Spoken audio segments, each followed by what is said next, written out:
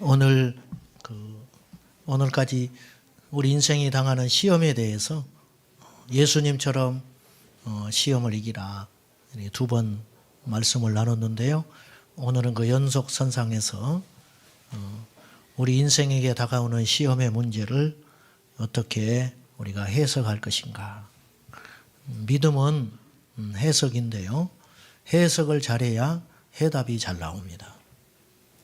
자, 예수 믿는 우리들에게 요구하는 삶이 뭘까? 우리가 때로 누차 강조하지만 아는 것을 믿는 것으로 착각해서는 안 됩니다. 많은 그리스도인들이 아는 것을 믿음으로 착각하며 살아갑니다. 내가 안다 이거예요. 아니까 믿음으로 내가 살고 있다고 착각하기 십상인데 아는 것과 믿는 것은 완전히 다릅니다. 그래서 성경에는 에베소 4장 13절에 아는 것과 믿는 것을 철저히 구분합니다. 그래서 우리에게 요구하기를 아는 것과 믿는 것이 하나 되어 온전한 사람을 이루어 그리스도의 장성한 분량에 충만한 데까지 이르라. 그렇게 우리가 권면해요. 제 어릴 적에 봤던 텔레비전 단막극 드라마가 하나 생각이 났습니다. 그 주인공이 이순재 씨가 주인공으로 나왔는데 그 내용이 어떤 드라마 내용이었냐면은 이순재 씨가 이 대학 교수예요. 근데 가정 세미나 전문가입니다. 그래서 굉장히 강연을 잘해요. 그래서 가는 곳마다 주부들을 모아놓고 행복한 가정 생활에 대해서 이렇게 강의를 합니다. 인기 강사입니다. 그리고 그분과 상담하면 이 가정의 문제가 해결받아서 다시 회복되고 이런 일이 막 일어나요. 그런데 이제 강의가 끝나면 이분은 이렇게 질문을 주고받습니다. 근데 그날도 강의를 잘 했습니다. 박수가 막 쏟아졌어요. 근데 이제 질문하는 시간인데 어떤 부인이 손을 들고 일어나서 질문을 합니다. 선생님 강의 참 감명 있게 잘 들었습니다. 그런데 선생님 아내의 생일을 기억하고 계시나요? 그렇게 물었어요. 그러니까 순간 당황합니다. 이 교수가. 그러면서 안다고, 생일 안다고 이렇게 이제 웃으면서 답을 했어요. 근데 재차 질문이 들어왔어요. 선생님은 아내의 생일을 어떻게 축하하셨습니까? 축하한 적이 있습니까? 그랬더니 정적이 흘러요. 답을 못해. 그 질문한 여인이 누구였냐면 자기 아내였습니다.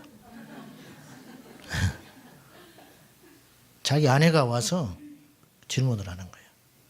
둘만 알죠. 다른 사람들은 몰라. 답을 못 해버려요. 그리고 한참 어색한 시간이 지난 다음에 이 교수가 이렇게 답을 합니다. 죄송합니다. 제가 아내에 대해서 진심으로 사랑을 표현 못했노라고. 그러니까 웅성웅성해요. 사람들이. 그리고 연이어서 이분이 이렇게 답을 내놓습니다. 저는 오늘 저녁에 퇴근할 때 장미를 한 다발 사서 사랑하는 아내의 품에 안겨주겠습니다. 그러니까 막 박수를 쳐요. 그리고 그 아내는 앉아서 웁니다. 저는 어린 때 그 드라마를 봤는데 거기 그 드라마에서 우리에게 던지는 메시지는 분명했어요. 아는 것과 행하는 건 다르더라는 거예요. 우리가 이런 이중성이 누구든지 있습니다. 우리가 시험을 이겨야지, 믿음으로 극복해야지 다 알고 있습니다. 그러나 안다고 극복되는 건 아니더라는 거예요. 우리에게 닥치는 두 가지 시련이 있다고 생각합니다. 이스라엘 백성들이 광야에서 만난 5가지 시험이 있었어요. 그 크게 요약하면 하나는 환경의 시험이고 먹을 물이 떨어지고 음식이 떨어지는 것. 그 다음에 또 하나의 시련은 아말렉 대적이 나타나고 모세가 리더십이 위기를 만나는, 다시 말해서 사람에 대해서 실망하고 사람에 대해서 절망하고 사람 때문에 아파하는 것. 이 두 가지 시련으로 우리 인생은 요약될 수 있거든요. 여러 가지 수백 수천 가지 우리에게 도전이 오고 시험이 오지만 요약하면 두 가지 문제예요. 첫째는 떡이 없다는 거죠. 돈이 떨어졌어요. 두 번째는 사람으로 인한 시련이에요. 이 두 문제를 우리가 믿음 안에서 해석하고 잘 극복할 수 있다면 우리는 진짜 예수 믿는 사람이 되는 겁니다. 예수님께서 돌을 떡덩이로 만들어 먹으라. 이 시험을 받았어요. 그때 주님께서 말씀으로 대적해서 물리치는데 그때 인용한 말씀이 신명기서 말씀인데 주님이 이렇게 대적합니다. 사람이 떡으로만 사는 것이 아니요 오직 여호와의 입에서 나오는 무엇으로? 말씀으로 사는 것이니라. 그때 저는 이 떡으로만이라는 단어에 주목을 하고 싶어요. 떡으로만 사는 존재가 아니다. 그 말은 어떤 뜻이냐면 달리 말하면 떡도 필요하다 그런 뜻이. 너희들 떡으로 사는 존재야.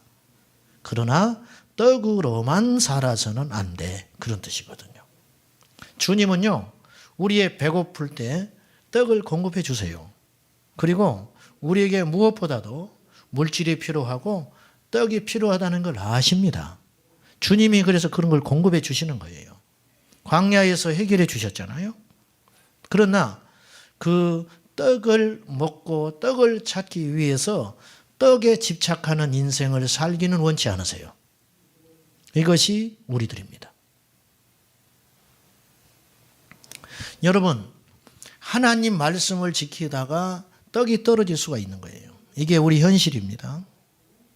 미국에서 암 환자를 대상으로 설문조사를 했어요. 어떤 조사를 했느냐면 아주 흥미로운 조사를 했는데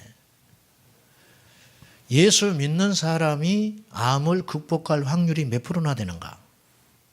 예수 믿는 사람이 암을 낫는 확률과 안 믿는 사람이 암을 치료받는 확률 조사를 해봤더니 놀라운 결과가 나왔어요. 똑같이 나왔어요.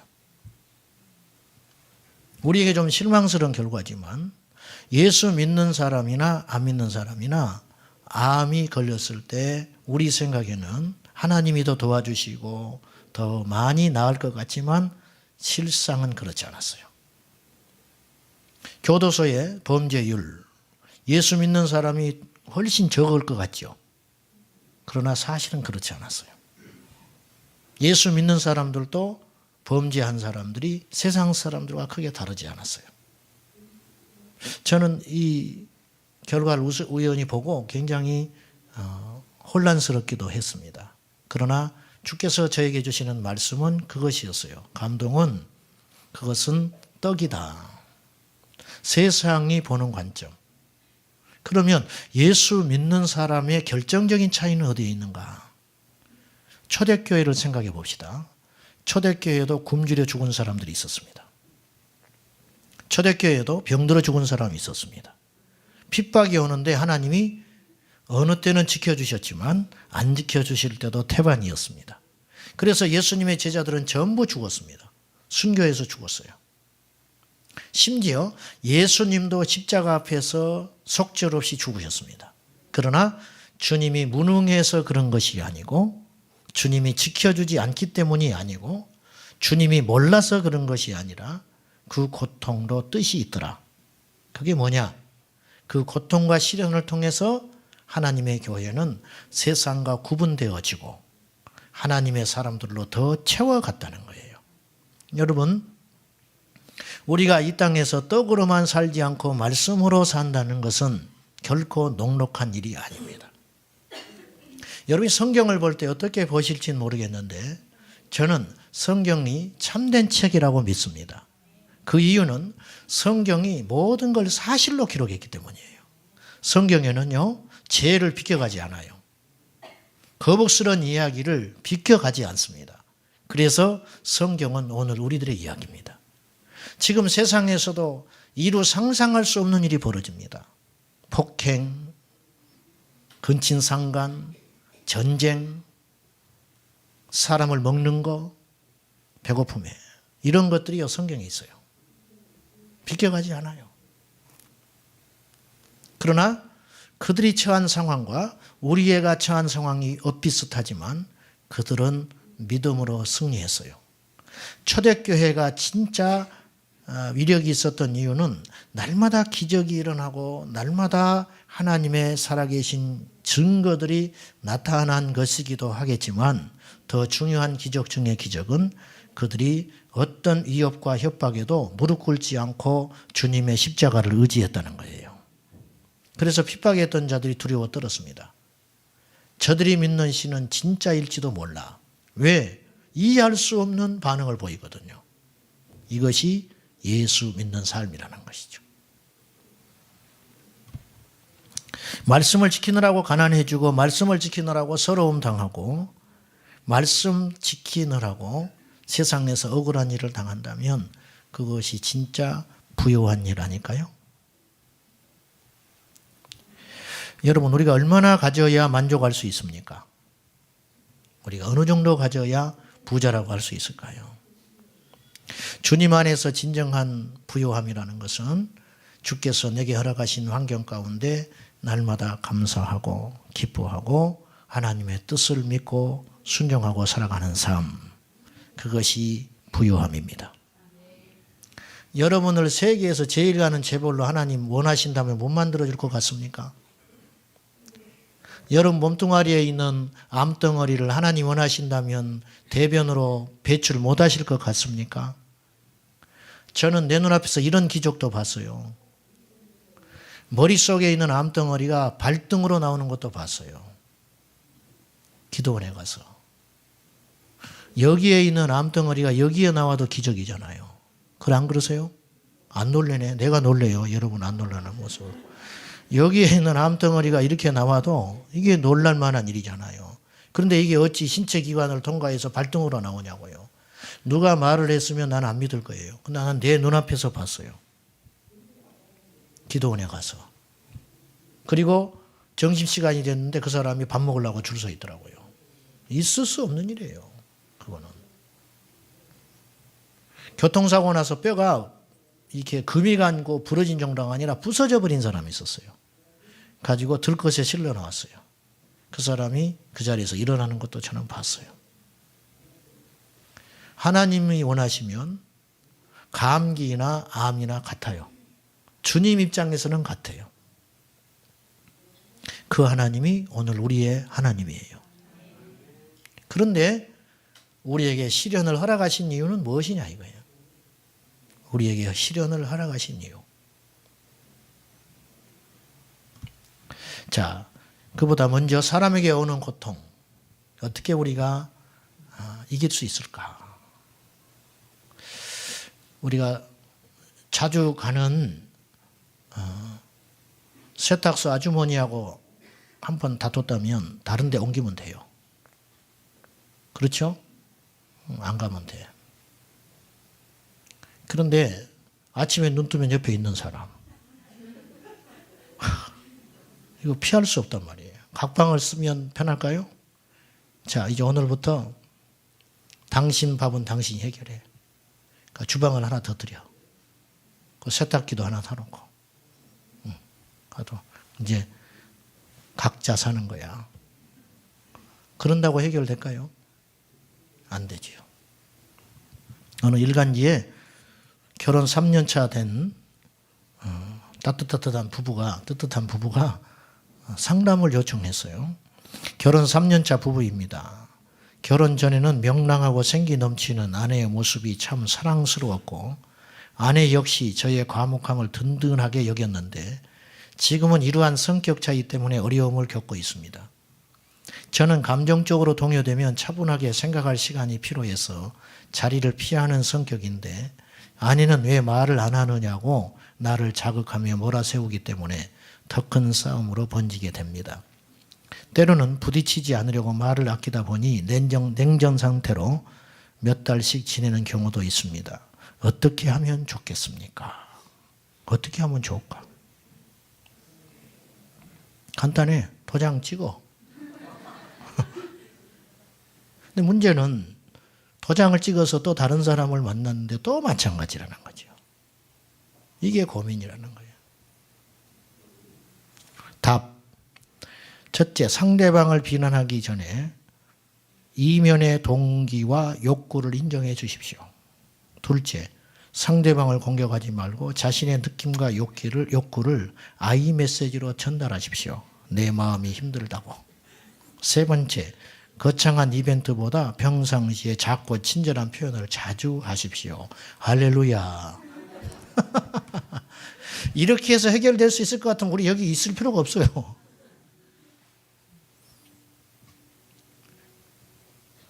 그렇게 해서 해결될 것 같으면 우리가 뭐하러 이 자리에 와 있겠어요?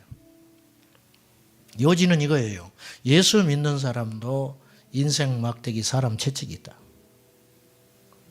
피할 수 없는.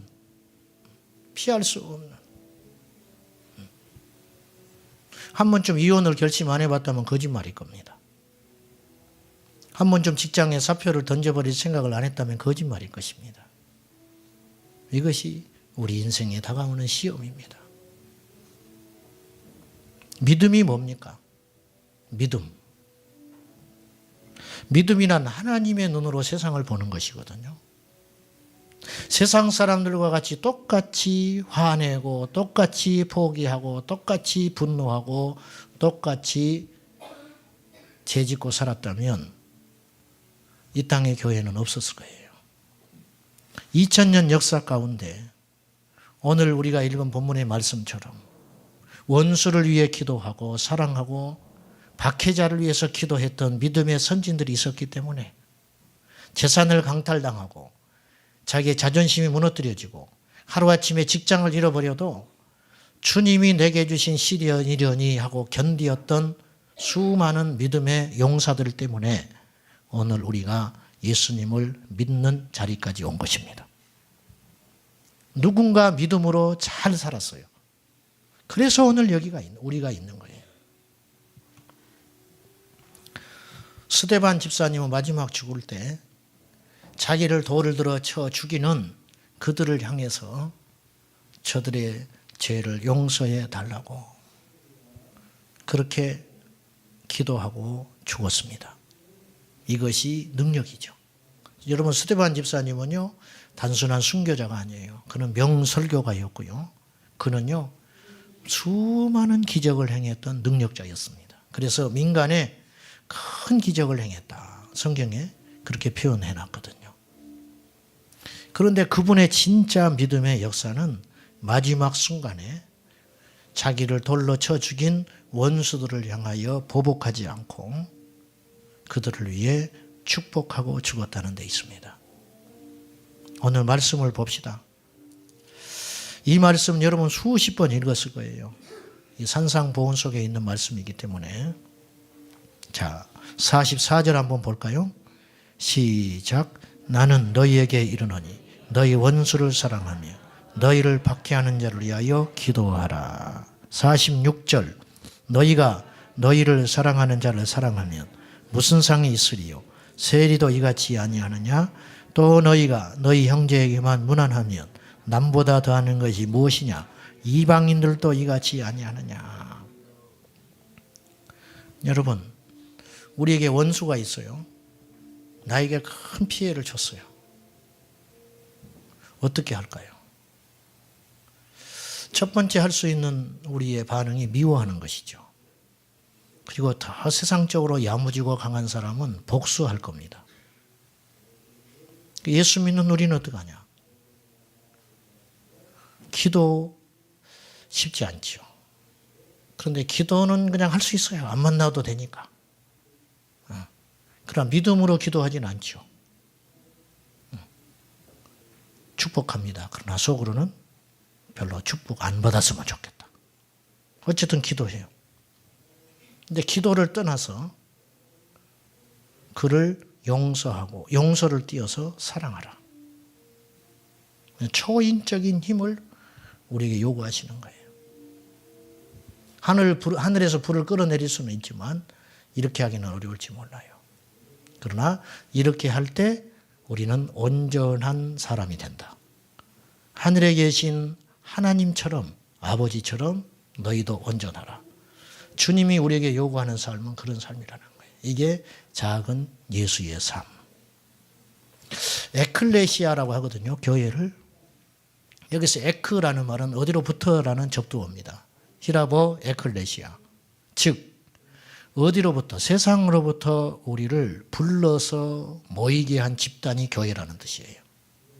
우리는 세상에 섞여 사는 수많은 사람 가운데 우리를 하나님 나라 대표 선수들로 뽑았어요. 우리를 뽑아가지고 오늘 따로 모이게 한 거예요. 그러면 우리는 세상 사람들과 같아서는 안 된다. 오늘 예수님이 세리를 등장시키고 이방인을 등장시켰어요. 세리들과 이방인은 이 당시 유대인들이 제일 혐오하는 부류의 사람들이에요. 인간으로 취급하지도 않았어요. 같이 밥 안 먹었습니다.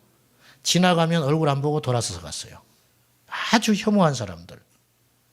그런데 그들도 너희들이 개처럼 여기는 혐오하는 세리들이나 이방인들도 자기한테 잘해주는 사람한테는 잘해. 자기한테 친절을 베푸는 사람한테는 사랑을 줘. 그런데 너희들이 만약에 그렇게 살아간다면 그들을 욕할 게 무엇이 있느냐. 다시 말해서 에클레시아, 예수 그리스도의 제자된 너희들은 세상 사람들과 똑같아서는 안 된다. 어째서 똑같이 보복하냐? 어째서 똑같이 미워하냐? 어째서 똑같이 증오하느냐? 그래서는 안 된다.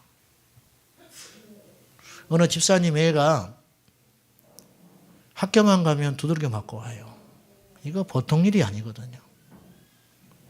어느 날은 너무 맞아가지고 얼굴이 터져서 돌아왔어요. 돈 다 뺏기고. 부르르 떨었죠. 누가 그랬냐?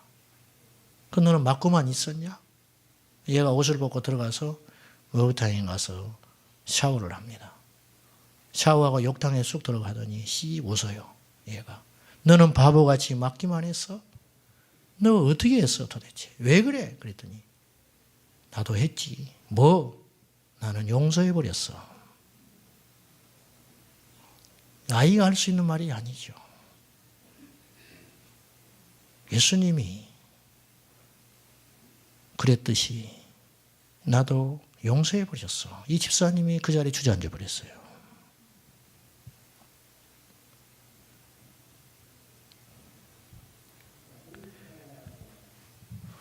시어머니가 치매가 걸렸습니다. 장가 보낸 내 아들이 한 달 만에 입에 술 한 잔도 못 대는 놈이 술을 잔뜩 먹고 밤에 집에 와서 엄마 저 이혼할래요. 어떻게 해야 되죠? 예수 믿는 우리에게도 이런 일이 생겨요. 어떻게 해야 돼요? 우리 오늘 예배 드리고 내일 아침에 직장에 가면 우리에게 어떤 일이 있을 수 있어요. 그때 우리 예수 믿는 우리는 어떻게 해야 될까?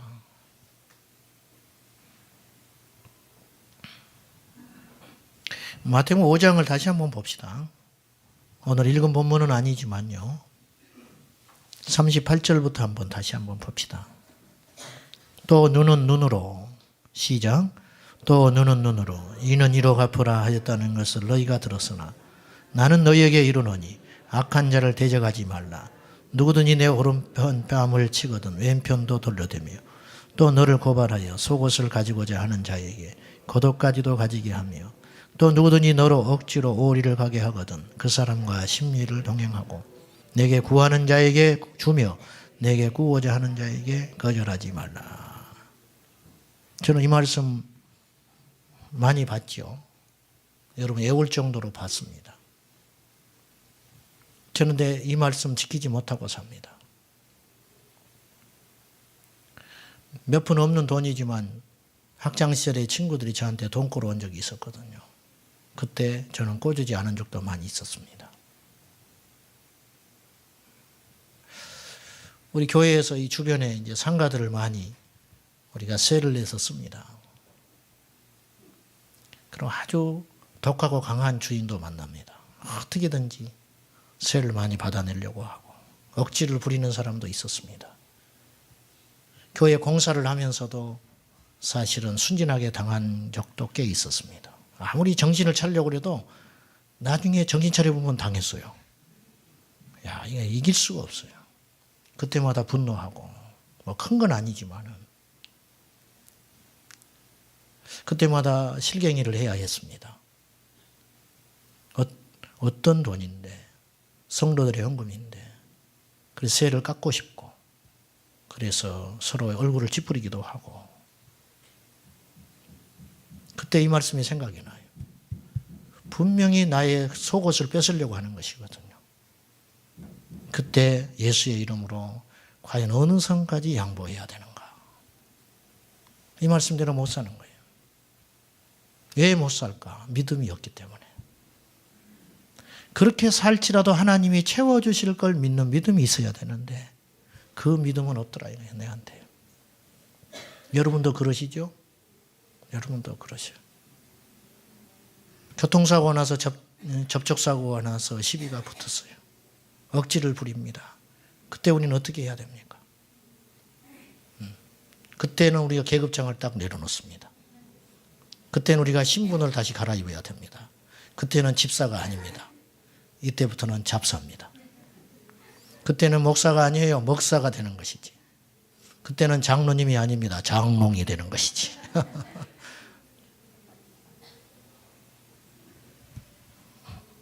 어떻게 할까요? 하나님이 우리에게 왜 시련을 허락하실까? 분명한 거 있습니다. 우리의 부족함을 채워가시는 하나님의 작업입니다. 징계도 사랑입니다. 믿으십니까? 아멘 했어요. 미국 오레곤주 신효범 의원이라고 들어보셨을 겁니다. 한국인으로서 제일 성공한 미국의 의원이죠. 유색인종이 미국 상류사회에 진출한 우리나라 최초의 의원입니다. 이분이 어릴 때, 기억에도 없을 정도로 어릴 때 미국으로 입양이 돼서 갔어요. 양 부모님이 계시고 자기 위에, 손 위에 친형이 있었어요. 그러니까 자기의 피가 섞이지 않는 양부모의 자식이 있었어요. 그래서 싸웠어요. 싸우면 꼭 자기 친아들만 혼내는 거야, 아버지가. 자기를 혼내질 않아요. 자기를 혼내질 않아. 이게 너무 서글프더래요. 혼내지 않는 아버지가 너무너무 서운하더라는 거예요. 그래서 하루는 크게 화를 냈대요. 아버지 왜 나를 꾸짖지 않냐고. 그랬더니 그 뒤로 꾸짖더래요. 꾸짖음을 당하면서 기뻐했다는 겁니다. 속으로는 기쁨이 넘쳤대요. 내가 이 집에 이제 아들이 되었구나. 그런 확신이 생기더랍니다. 하나님이 우리를 사랑하셔서 우리를 절대 포기할 수 없는 거예요. 그런데 우리를 쓰려고 하고 우리를 사랑을 주려고 하고 우리를 높이려고 하니까 이 상태로는 안 되는 거예요. 그래서 하나님이 우리를 다듬어 가시는 작업이 있다. 그것이 환경과 사람이다. 환경의 문제를 극복하고 나면 우리에게 다가오는 시련은 사람의 문제다. 순서가 있어요. 여러분, 배고픈 게 클 것 같아요? 사람으로 인해서 고통받는 게 클 것 같아요? 네? 사람? 제가 볼 때는 배고픔이 커요. 우리가 지금 2만 불 시대가 된다 친다. 먹고 살만 하니까 우리가 사람 때문에 힘들다는 소리 합니다. 이스라엘 백성들이 광야에서 먹는 문제, 먹을 것 문제, 마실 물이 해결되니까 그때부터 아말렉이 쳐들어옵니다. 하나님이 우리를 연단해 가시는 것은 순서가 있고 또한 과정이 있거든요. 자, 우리 지금 한국 사회가 직면한 문제는 제가 볼 때 상대적 빈곤이나 배고픔이 아니고 성숙함에 있거든요. 성숙함, 부의 균형 잡힌 분배, 그 진정한 민주화, 이것이 안 되기 때문에 이건 결국 관계의 문제거든요. 우리 교회도 마찬가지예요. 이 땅에도. 이 문제를 예수의 이름으로 풀어야 돼요. 예수의 이름으로. 여러분 몇 년 전에 텔레비전에 나왔던 선풍기 여인 이야기 압니까? 보셨습니까? 선풍기 여인. 성형 중독자 여인입니다. 그래서 성형을 너무 많이 해가지고 얼굴이 이물질을 너무 많이 주사기로 심지어는 자기 스스로 넣어버리기도 했어요. 정신까지 망가진 거죠. 그래가지고 얼굴이 선풍기처럼 부풀어졌어요. 이래서 선풍기 여인이에요. 이 이야기가 언론에 보도되고 수많은 사람들이 불쌍히 여겨서 치료비를 대고 병원에서 또 무료 수술도 하고 그런 걸로 압니다. 이분 돌아가셨을 거예요. 그 뒤로. 그런데 메스를 내서 잘라가지고 이제 수술을 하는 거예요. 그 이물질을 꺼내려고. 잘라보니 꺼낼 수가 없어요. 왜냐하면 시간이 오래되고 비위생적으로 수술을 했기 때문에 이 세포하고 이 이물질이 엉겨서 붙어버렸어요. 그러니까 떼어낼 수가 없어요. 그래서 어느 정도만 하고 포기했어요. 우리가 세상에 나가서 하나님의 말씀과 상황, 컨텍스트와 텍스트, 하나님의 말씀과 상황이 서로 맞물려 있거든요. 그러니까 이걸 떼기가 어려운 거예요. 당장 우리에게 불이익이 오고 고통이 오고 손해가 오고 아픔이 오기 때문에 이것을 떼어내기가 정말 어려운 거예요. 어느 정도는 떼어낼 수 있어요. 그러나 완전히 떼어내자니 내가 세상에서 살아갈 수 없는 거예요. 오늘 주님이 오른뺨을 맞거든 왼편을 돌려대라는 말씀, 속옷을 요구하거든 겉옷까지 벗어달라는 말씀, 이것은 인간이기를 포기할 때 이루어질 수 있는 거예요. 여러분 할 수 있겠어요? 여러분 할 수 있겠어요? 아무도 못한다고 하네요. 자, 할 수 있을까요? 주님이 함께 하시면 할 수 있습니다. 주님이 함께 하시면 할 수 있어요.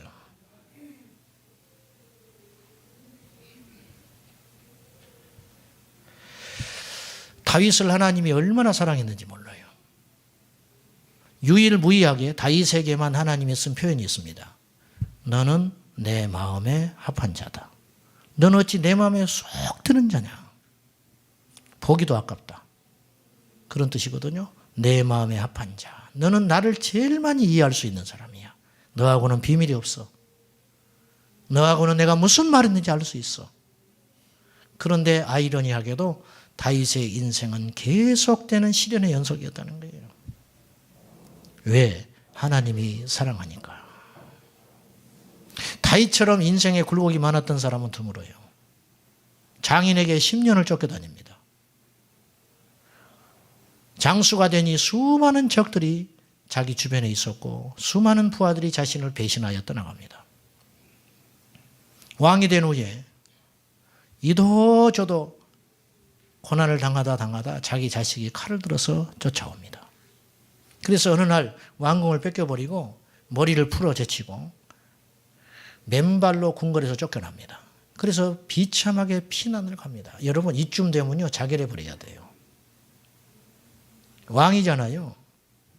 기본 처세가 있잖아요. 자존심.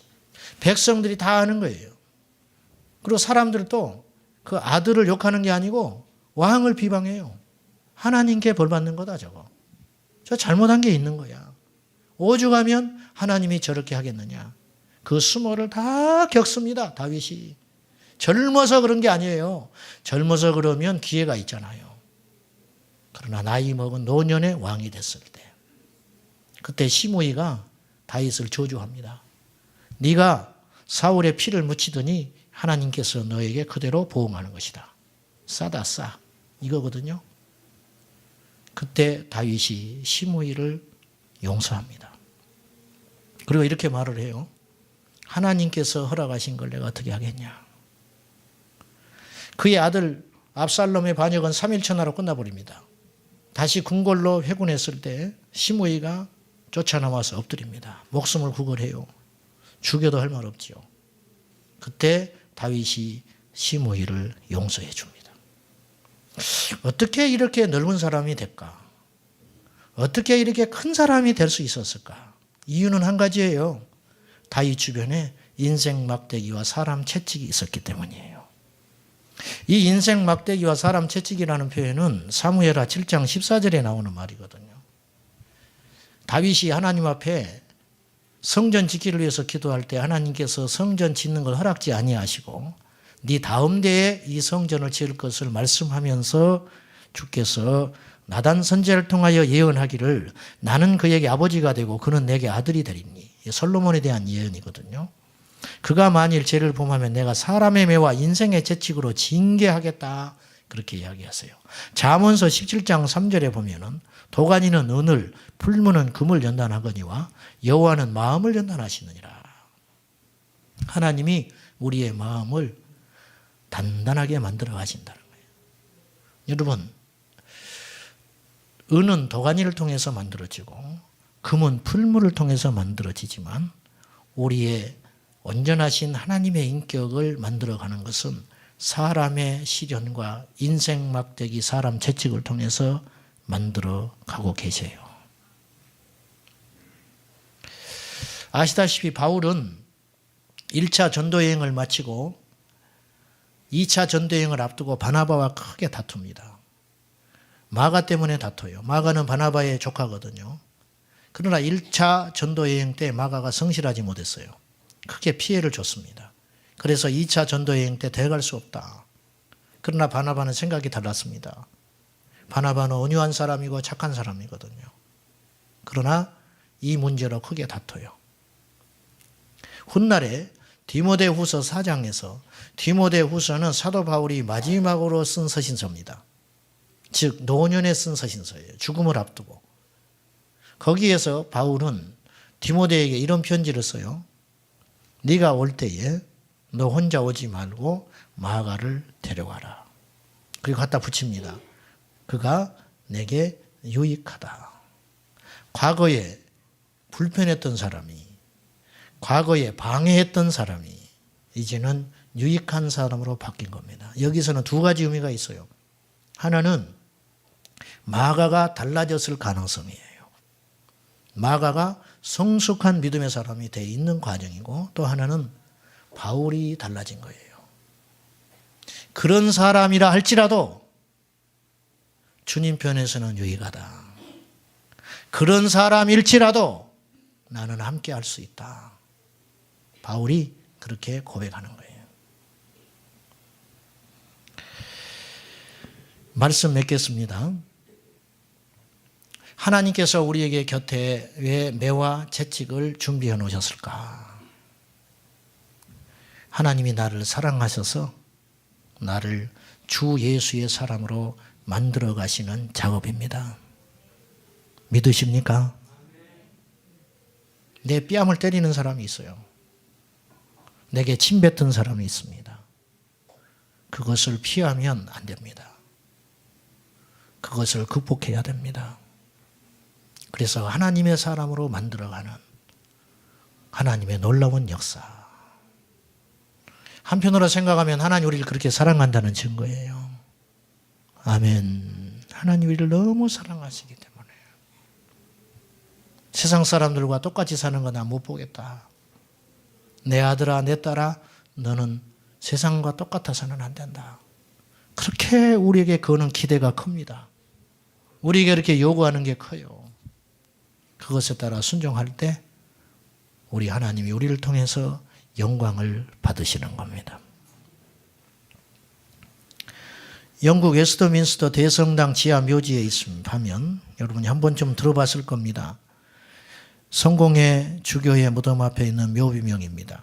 내가 젊고 자유로워서 상상력의 한계가 없을 때 나는 세상을 변화시키겠다는 꿈을 가졌었다. 좀 더 나이가 들고 지혜를 얻었을 때 나는 세상이 변하지 않으리라는 것을 알게 되었다. 그래서 내 시야를 약간 좁혀 내가 살고 있는 나라를 변화시키겠다고 결심했다. 그러나 그건 역시 불가능한 일이었다.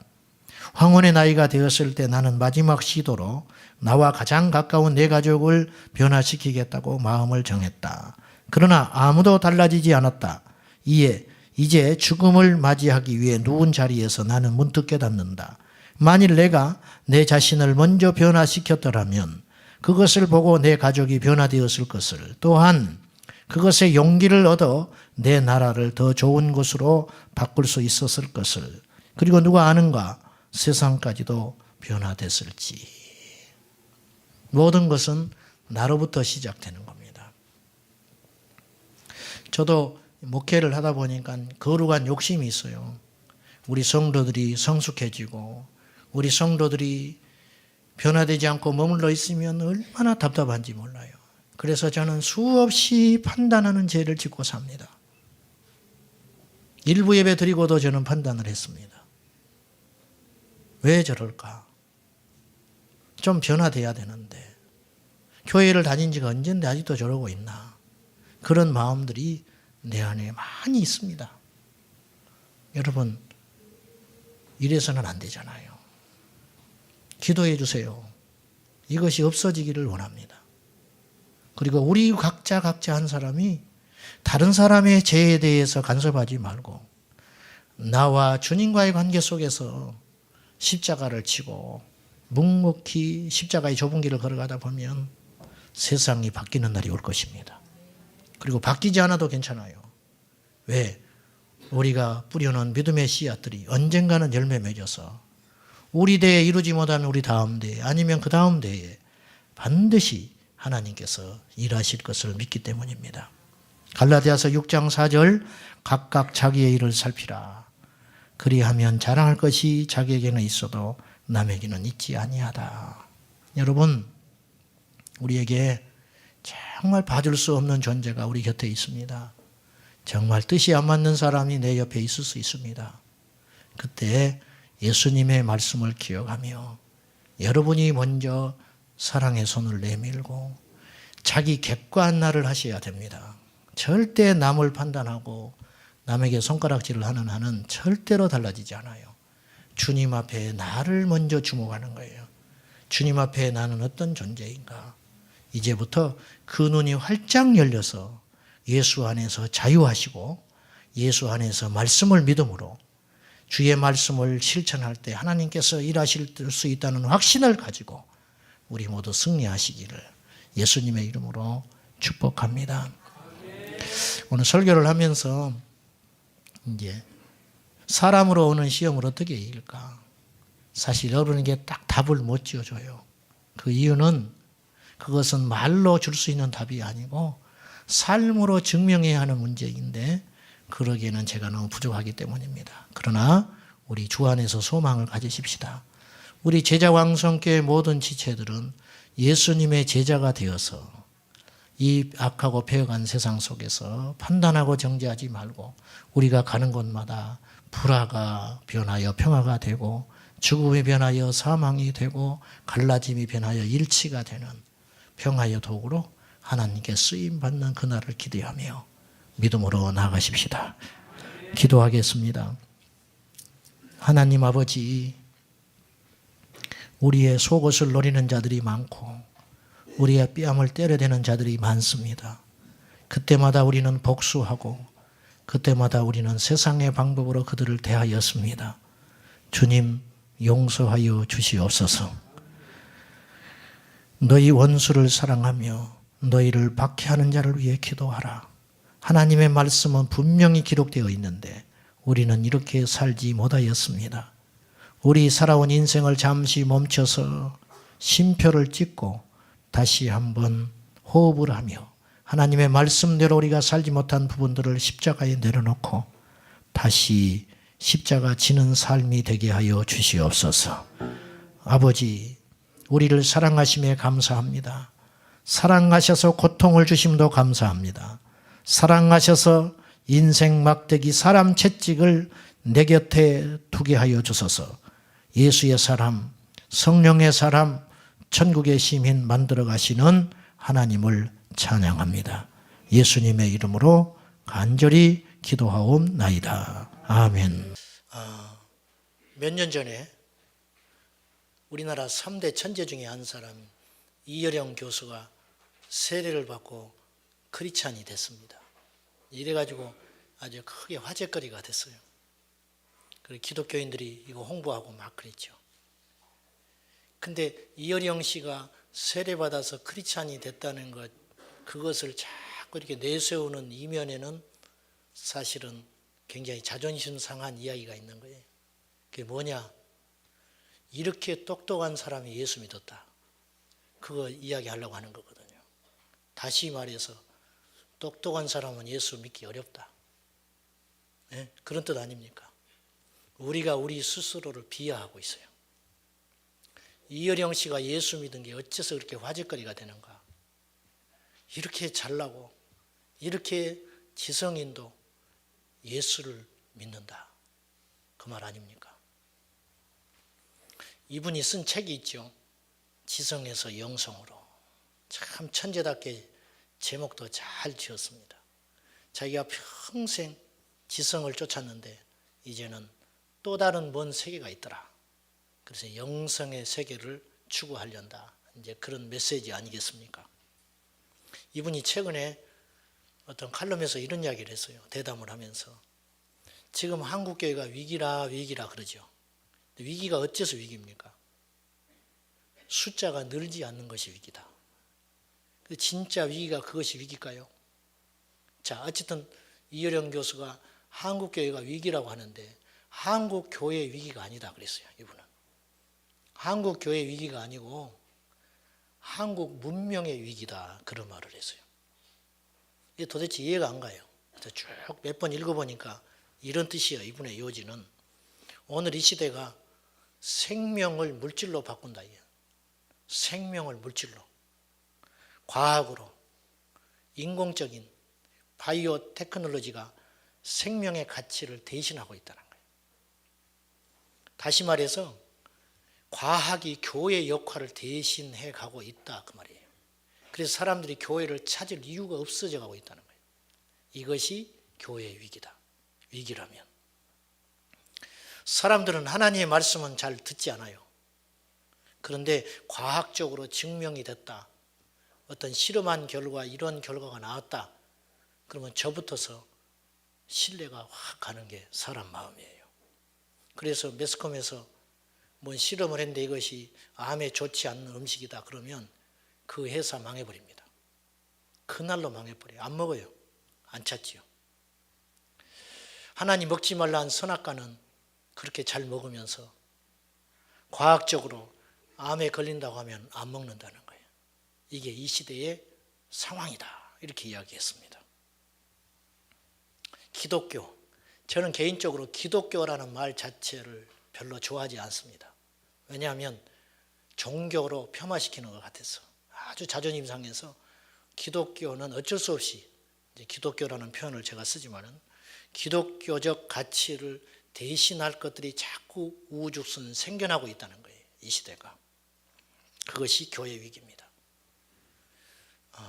몇 년 전에 이런 재밌는 이야기가 있었어요. 나이키의 최대 적은 무엇인가? 나이키가 신발이 안 팔려요. 어느 날 매출이 떨어지기 시작했어요. 조사를 해보니까 아디다스가 아니었어요. 아디다스도 역시 매출이 떨어졌어요. 나이키의 제일 큰 적은 재밌게도 일본 닌텐도였어요. 게임기. 왜? 아이들이 게임을 하느라고 운동장에 가서 놀질 않아요. 그래서 신발이 안 닳는 거예요. 이게 재밌는 현상이죠. 여러분, 성경의 최고의 적이 뭐냐? 불경이 아닙니다. 코란이 아니에요. 음란한 책이 아니에요. 성경의 이 시대의 최고의 적은 스마트폰입니다. 적은 다른 데 있다 이거예요. 위기가 무엇이 위기냐? 진짜 적이 무엇이 적이냐? 이걸 깨달아야 우리가 그 문제를 해결할 수 있는 겁니다. 우리 신앙의 적이 뭘까요? 가난한 건가요? 일이 자꾸만 안 되고 실패하는 것일까요? 내 자식이 자꾸 대학 입시에 실패하는 것일까요? 물론 그것이 위기고 적인 것처럼 보입니다. 그러나 사실은 더 근본적인 우리의 적이 있을 수 있습니다. 자, 오늘 사도 바울이 고린도 교회에 편지를 2번 보냅니다. 첫 번째 보낸 편지를 고린도 전서라 하고 두 번째 보낸 편지를 고린도 후서라고 해요. 그런데 오늘 8절, 자, 본문은 아니지만 8절 한번 봅시다. 7장 8절입니다. 그러므로 내가 편지로 너희를 근심하게 한 것을 후회하였으나 이거는 첫 번째 보낸 편지를 말하는 거예요. 고린도 전서를 보내놓고 사도 바울이 몹시 근심했다는 거예요. 후회했어요. 마음이 아파서. 그러나 지금은 후회하지 아니하면 그 편지가 너희로 잠시만 근심하게 한 줄을 알미라. 자, 고린도 교회는요, 교회답지 못했습니다. 그러니까 들려오는 소문이 정말 처참한 소문이 들려왔어요. 바울이 세우는 고린도 교회가 바울이 떠나간 후에 고린도 교회는 이미 교회의 능력을 상실한 것처럼 보였어요. 분파가 있었습니다. 당파가 있어가지고 자기들끼리 막 싸워요. 우상의 재물을 아무런 꺼리낌 없이 먹었습니다. 즉 우상 앞에 절을 하고 우상 숭배하는 거예요. 교인들이. 심지어는 자기들끼리 어떤 문제가 생겼는데 교회에서 해결을 못해요. 그래가지고 이 문제를 어디로 가느냐? 세상의 법정에 갖고 나가는 거예요. 그것도 부족해서 음란한 일이 벌어졌어요. 근친상간, 계모를 범하는 사람도 있는 거예요. 이쯤 되면 교회가 아니죠. 그 바울이 너무 사랑했던 교회이기 때문에 눈물을 흘리면서 편지를 보낸 거예요. 이러고도 너희가 크리스찬이냐 말이에요. 요지는 그거예요. 믿음으로 돌아오라. 정신 차려라. 그렇게 편지를 보내놓으니까 자기 마음이 몹시 아픈 거예요. 왜? 쓴소리를 하고 나니까. 그런데 그 편지를 받은 고린도 교인들이 회개를 했어요. 그래서 지도가 돌아오면서 고린도 교회에 회개가 일어나고 믿음을 새롭게 했다는 소식을 듣고 바울이 몹시 기뻐하는 겁니다. 그래서 기쁨으로 두 번째 편지를 쓴 게 고린도 후서입니다. 9절, 내가 지금 기뻐함은 너희로 근심하게 한 까닭이 아니요 도리어 너희가 근심함으로 회개함에 이른 까닭이라. 너희가 하나님의 뜻대로 근심하게 된 것은 우리에게서 아무 해도 받지 않게 하려 함이라. 그래 놓고 바울이 하는 말이 근심에는 두 가지 종류가 있다는 거예요. 11, 10절, 하나님의 뜻대로 하는 근심은 후회할 것이 없는 구원에 이르게 하는 회개를 이루는 것이요 세상 근심은 사망을 이루는 것이니라. 저는 사실 오늘 본문을 의도적으로 선택을 했습니다. 하나님 앞에 기도했을 때 저에게 주는 단어가 있었어요. 애통함과 절박함, 절실함, 간절함, 이것이 이 시대에 없다. 그래서 이걸 주제로 가지고 설교를 하고 싶은데 본문을 읽다가 이 본문을 찾은 거예요. 살리는 근심. 근심이 다 나쁜 것이 아니더라는 거예요. 근심 중에도 우리를 새롭게 하고 회개시키고 하나님을 만나게 하는 근심이 있더라. 이 근심이 살리는 근심이다. 그렇게 말하는 겁니다. 오늘 11절을 한번 보죠. 보라, 하나님의 뜻대로 하게 된 이 근심이 너희로 얼마나 간절하게 하며 얼마나 변증하게 하며 얼마나 분하게 하며 얼마나 두렵게 하며 얼마나 사모하게 하며 얼마나 열심히 있게 하며 얼마나 벌하게 하였는가. 너희가 그 일에 대하여 일체 너희 자신의 깨끗함을 나타내었느니라. 이제 우리가 가진 이 개정판 성경을 가지고는 이게 딱 마음에 와서 닿기가 어려워요. 뭐 벌하게 했다, 변증하게 했다. 이제 이 말이. 그래서 현대어 성경을 찾아봤습니다. 거기를 보니 이렇게 표현을 했어요. 너희로 얼마나 간절하게 하면은 얼마나 진지하게 만들었느냐. 얼마나 너희들을 변증하게 했느냐는 더 사력 있게 만들었다. 그래서 더 진지하게 만들고 더 사력 있게 만들고 더 섬세하게 만들고 더 공손하게 만들고 더 인간답게 만들고 더 열정 있게 만들고 더 책임감 있게 만들었다. 무엇이? 살리는 근심이. 아멘. 살리는 근심이 나를 그렇게 변화시킨다. 살리는 근심이 너희들을 그렇게 바꿨지 않느냐. 바울이 그렇게 이야기하는 거예요. 요지를 해보면 세 가지로 요약할 수 있어요. 살리는 근심이 우리에게 주는 유익이 있다는 거예요. 첫째는 우리를 대단히 진지하게 만든다는 거예요. 여러분, 이 시대는 굉장히 가볍습니다. 아주 가벼워요. 가벼운 건요, 신앙의 적이에요. 교회도요, 둥둥 떠다녀요. 가벼워가지고. 강단이 가벼워졌습니다. 농담거리와 만담으로 꽉 차 있어요. 막 사람들 웃기려고. 왜? 웃어야 사람들이 졸지 않고 좋아하니까. 그래서 다음 주에 또 올 거 아니에요. 그래서 웃기는 데 아주 혈안이 돼 있어요. 가지고 유머집을 읽는다고, 유머집, 목사님들이. 가지고 매주 하나씩 우스갯소리를 해요. 가벼워져 버렸다는 가벼워져. 신앙이 진지한 맛이 사라져 버렸어요. 신앙뿐만이 아니에요. 우리 삶의 모두가 가벼워졌어요. 아주 가볍게 전쟁하는 것 같아요. 경쟁하는 것 같아요. 가벼워야 잘 사는 것 같고, 가벼워야 유머가 많고 가벼운 사람이 각광받는 시대에 살고 있는 거예요. 책들도 보십시오. 책도 얼마나 가벼운 책들이 많이 팔리는지 몰라요. 두꺼운 책 안 팔려요. 글씨 작은 책 안 팔려요. 기독교 서점에 가보십시오. 이 시대 크리스찬들이 고전을 읽지 않습니다. 그리스도를 본보다 토마스 아켄피스, 철로 역정, 어거스틴 신의 도성, 참회록 이런 거 읽지 않아요. 무슨 말인지도 모를 거예요 지금. 무시하자는 게 아니라 베스트셀러 1위에서 10등까지 전부 다 무슨 책이냐면 성공의 책이에요. 성공. 간증의 책들, 에세이 책들, 기도 응답받는 비밀, 목사님들, 목회자들이 쓴 책 중에서도 전부 맨 땅에서 이룬 뭐 개척의 신화 뭐 이런 거. 내가 이렇게 개척해가지고 성공했다. 뭐 이런 식으로 하면 100명이 돌파되고 200명이 돌파된다더라. 뭐 이런 책들만 어마어마하게 읽는 거예요. 견딜 수 없을 만큼 가벼워져 버린 거예요. 이 세상 자체가 너무 가벼워졌어요. 힘든 일 안 합니다. 직장도 몇 번 나가다가 비 안 맞으면 사직서도 안 써요. 그냥 안 나가버리고 전화 끊으면 끝나는 거예요. 자기 형편과 처지를 모른 채 큰 것만 바라고 허무맹랑한 것만 쫓아가고 있는 거예요. 가볍기 때문에 그래요. 텔레비전도 보면 전부 가벼운 이야기. 네, 전부. 1박 2일 같은 거 보지 마세요. 아니, 그걸 왜 남의 1박 2일 하루 잠자는 걸 뭐하러 이렇게 들여다보고 있어요? 네? 유재석이를 유느님이라고, 하느님을 따서 유느님이라고 그래요. 무서운 소리인 줄 알아야 돼요. 인터넷에서 유느님이라고 그런다고. 유느님. 말이 되는 소리입니까 그게? 기독교인들이 아무 소리 못하고 있는 거예요. 불매운 안보기 운동 해버려야 되는 거예요. 어떻게 유재석이를 유느님이라고 그러냐고 말이에요. 그분 자체는 문제가 없고 좋은 분이지만은 이렇게 사고가 지금 너무 잘못됐다는 거예요. 요새는 또 요리 프로그램들이 난리단 말이에요. 요리, 남자들이 요리하는 게 유행해가지고 아주 6시쯤 되면 그냥 뭐 6시 내 고향 뭐 어쩌고 저쩌고 해가지고 온갖 텔레비전이 먹는 이야기만 계속 나오는 거예요. 네. 가서 먹어보면 별것도 없어요. 온 나라가 가벼워요. 그러니 주일날 교회 와서 딱 앉으면 진지하고 생명의 이야기를 못 듣는 거예요. 내 마음이 못 따라가 버리는 거예요. 가볍고 쉬운 이야기만 듣다가 고민 없이 살다가 진리를 들으면 견디지를 못하는 거예요.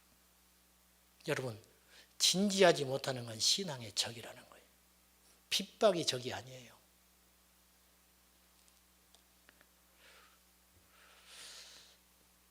우리도 모른 채 풍요로움이 가져다 준, 편리함이 가져다 준 저주가 있습니다.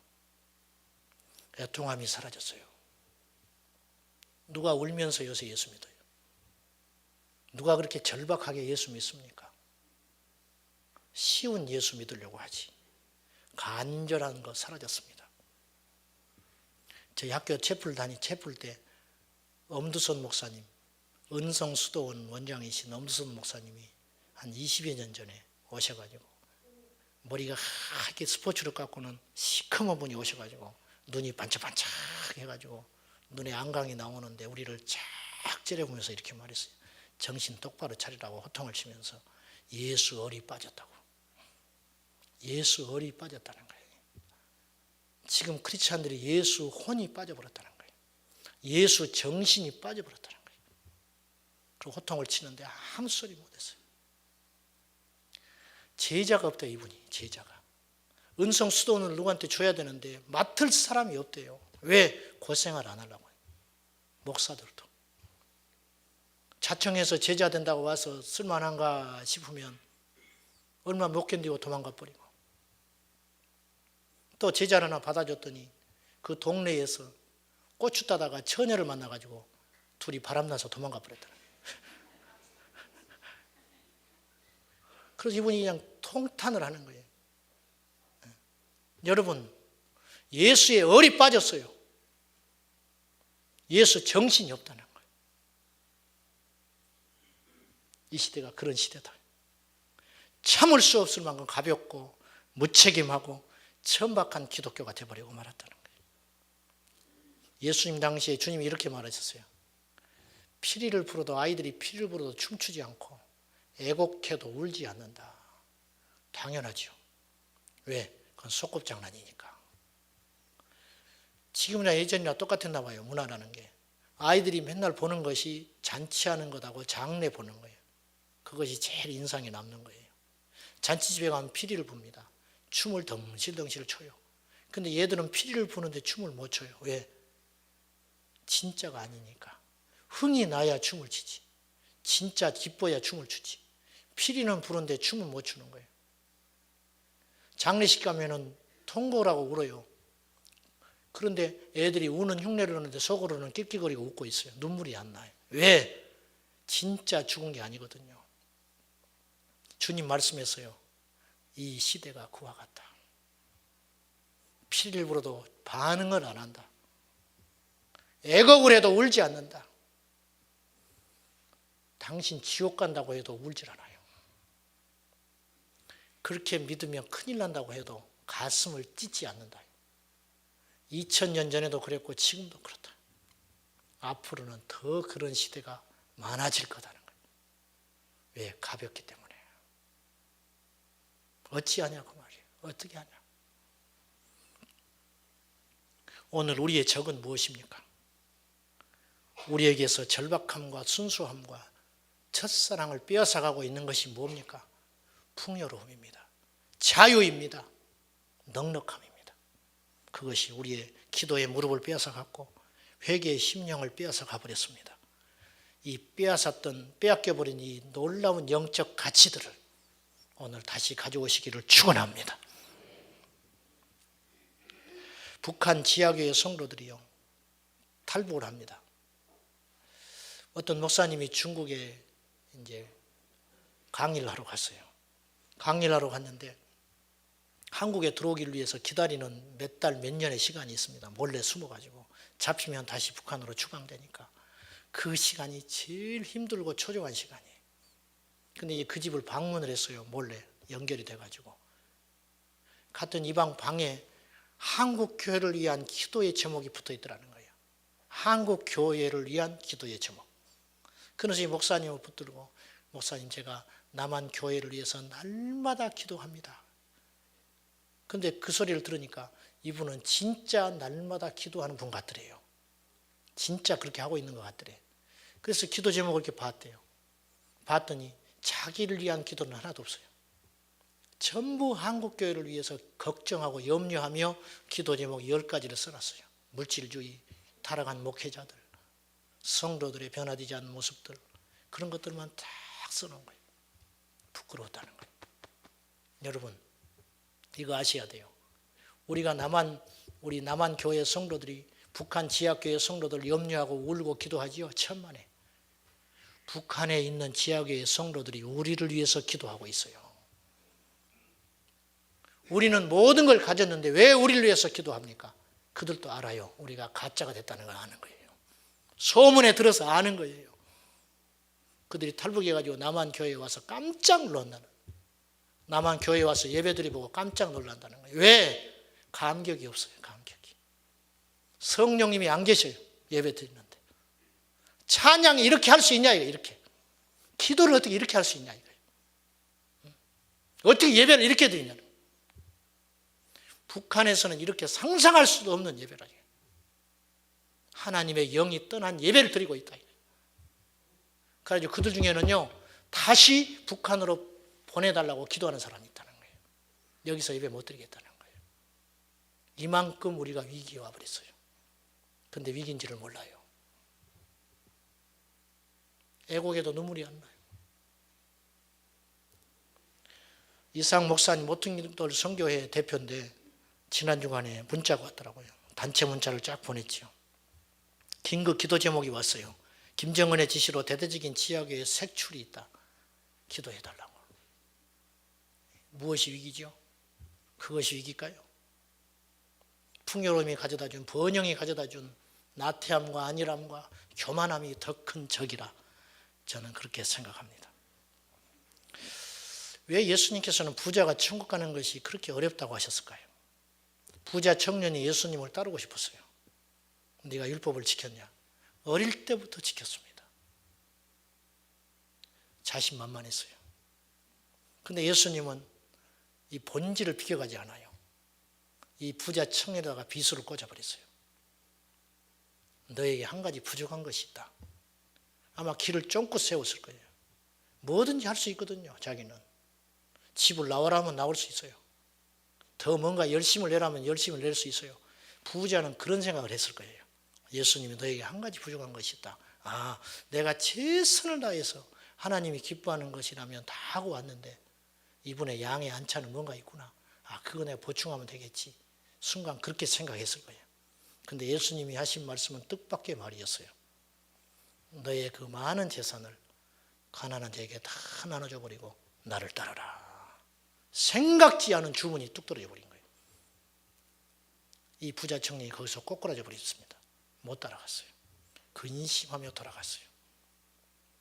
근심하고 돌아가는 부자 청년을 바라보고 예수님이 제자들에게 이렇게 말했어요.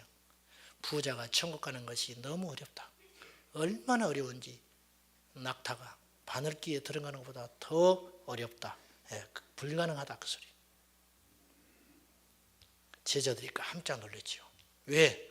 부자는 하나님의 복을 받은 사람이에요. 그때 사고가 문둥병 가난한 자 그런 사람들은 하나님 버린 사람이라고 치부받던 시대인데 부자는 100% 천국 가는 거예요. 그 사람들 관점은 하나님이 사랑해서 부유함을 줬으니까. 그런데 부자가 천국을 못 간대. 이거는 파격적인 선언이에요. 우리는 이런 것에 익숙하지만 그 당시에 유대사회에서는 이게 파격적인 선언이라고 해요. 우리도 똑같이 충격적인 메시지를 들어야 돼요. 풍요로움은 축복이 아니에요. 복인 줄 아시죠? 아닙니다. 삭개오도 엄청난 부자였다는 거 아시죠? 성경에 부자라. 욥이 엄청난 부자였어요. 동방에서 최고의 부자였어요. 그런데요, 욥은 하나님을 진짜 믿는 사람이에요. 삭개오는 구원받은 사람이에요. 삭개오에게 있는 것은 무엇이고 부자 청년에게 없는 것은 뭔가? 이 차이. 똑같은 부자인데 어떤 부자는 예수님 만났고 어떤 부자는 예수님을 떠났다. 이게 뭐냐? 어떤 차이에 있느냐? 이것에 있습니다. 절박함, 간절함. 삭개오는 뽕나무에 올라갈 만큼 간절했어요. 부자지만 부자 청년은 그것이 없는 거예요. 이게 큰 차이라는 거예요. 예수님 십자가에 달릴 때 좌우에 강도가 함께 죽습니다. 한 강도는 회개합니다. 한 강도는 죽을 때까지 이를 갈면서 저주하고 죽어요. 예수를 무시하고 죽습니다. 똑같은 죄인이거든요. 얼마나 흉악하냐면 둘 다 십자가에서 죽어가는 죄인이니까 어떤 사람이 더 선하다고 볼 수 없는데 이 차이가 뭐냐? 절박함에 있다. 사랑하는 여러분, 애통하는 자가 복이 있습니다. 애통하는 자는 복이 있나니 하나님의 위로를 받는다. 마태복음 5장 4절에 그렇게 기록되어 있는데 이 애통한다는 뜻이 무엇일까? 유진 피터슨 목사님은 이 애통한다는 표현을 이렇게 표현을 했어요. 소중한 것을 잃어버린 자는 복이 있다. 왜?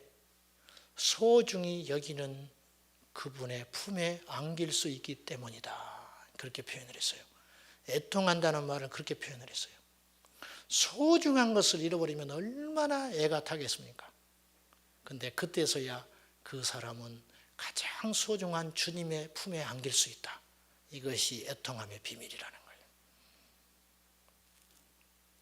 목마름을 잃어버렸다. 기도하고 싶은데 기도가 안 되죠. 여러분, 왜 안 될까요? 기도할 필요가 없는 거예요. 네? 교회가 기도할 필요가 없는 거예요. 돈으로 하는데 뭐하러 기도를 해요? 사람들로 해버리는데 뭐하러 기도가 필요해요? 문제는 이거예요. 그러다가는 큰일 난다는 거예요. 그러다가 마지막은 큰일 나는 거예요. 울고 싶은데 눈물이 안 나죠. 왜? 울 필요가 뭐가 있어? 배에 기름기가 꽉 차 있는데 울 필요가 뭐가 있냐고 말이에요. 사랑하는 여러분, 살리는 근심하십시오. 살리는 근심하세요. 애통함과 간절함과 절박함을 회복하셔야 됩니다. 우리가 잃어버린 세 가지 중요한 가치가 있다고 생각해요. 첫째는 순교의 피를 잃어버렸어요. 순교의 피. 우리는 풍요와 번영 속에 어쩌면 로마 가톨릭 시대처럼 국가의 보호를 받으면서 편하게 예수 믿고 있어요. 그렇죠. 주일날 교회 온다고 누가 방해합니까? 심지어는 교회를 무시를 못하니까 교회 주변에 주차장을 허락을 해줘요. 주일날은 딱지 안 뜯게. 여러분, 목사가 무시받는 시대가 아닙니다. 여러분, 관에 들어가면 함부로 안 해요. 은행권에서 함부로 안 합니다. 명절 때 되면 선물 갖고 와요. 나한테는 안 오지만은 큰 교회 목사님도 그런다고 하더라고. 힘이 생겼어요.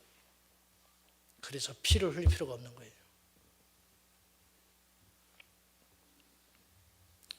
믿는 것이, 이 풍요가 어느 날 사라졌어요. 믿는 것이 위법이 되고 세상의 테러의 대상이 돼도 여러분, 주일날 교회에 와서 예수 믿을 수 있겠어요? 아무런 이득이 없고 심지어는 불이익이 주어지는데도 예수 믿을 수 있냐고 말이에요. 여호와 증인은 잘못된 교리에 빠져가지고 군대 가서 총을 안 잡아요. 3년 동안 영창살이 합니다. 그리고 범죄자로 낙인 찍혀가지고 멀쩡하게 많이 배우고 멀쩡한 사람이 낙인 찍혀가지고 직장 생활을 못해요. 범죄자가 돼가지고. 그래가지고 평생 자영업하고 삽니다. 근근히 살아가요. 그래도 그들은 신념이 있어요. 잘못된 신념이거든요. 교리의 희생자예요. 그들은 순교할 각오를 하고 그렇게 믿는 거예요. 자기 딸이 죽어가는데 수혈 안 합니다. 수혈을 안 해요. 그리고 죽입니다. 그리고도 자기는 믿음을 지켰다고 생각해요. 우리는 그만도 못해요.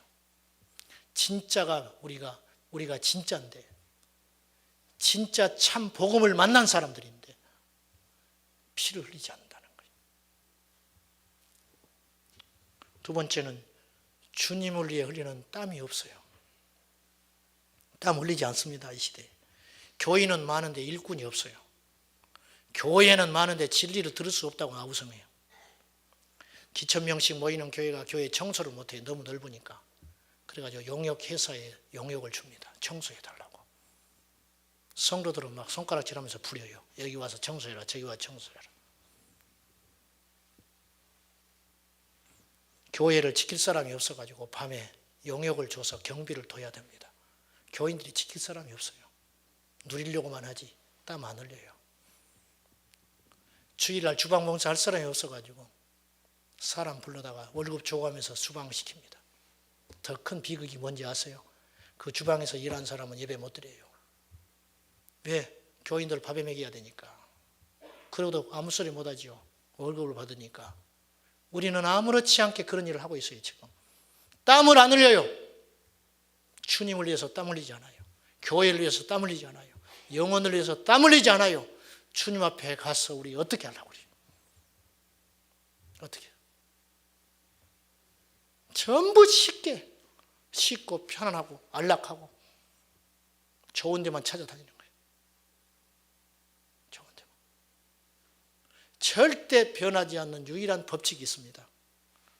믿음은 희생을 먹고 큰다. 절대 변하지 않는 유일한 법칙이 있어요. 십자가가 무거울수록 내 믿음은 강해진다.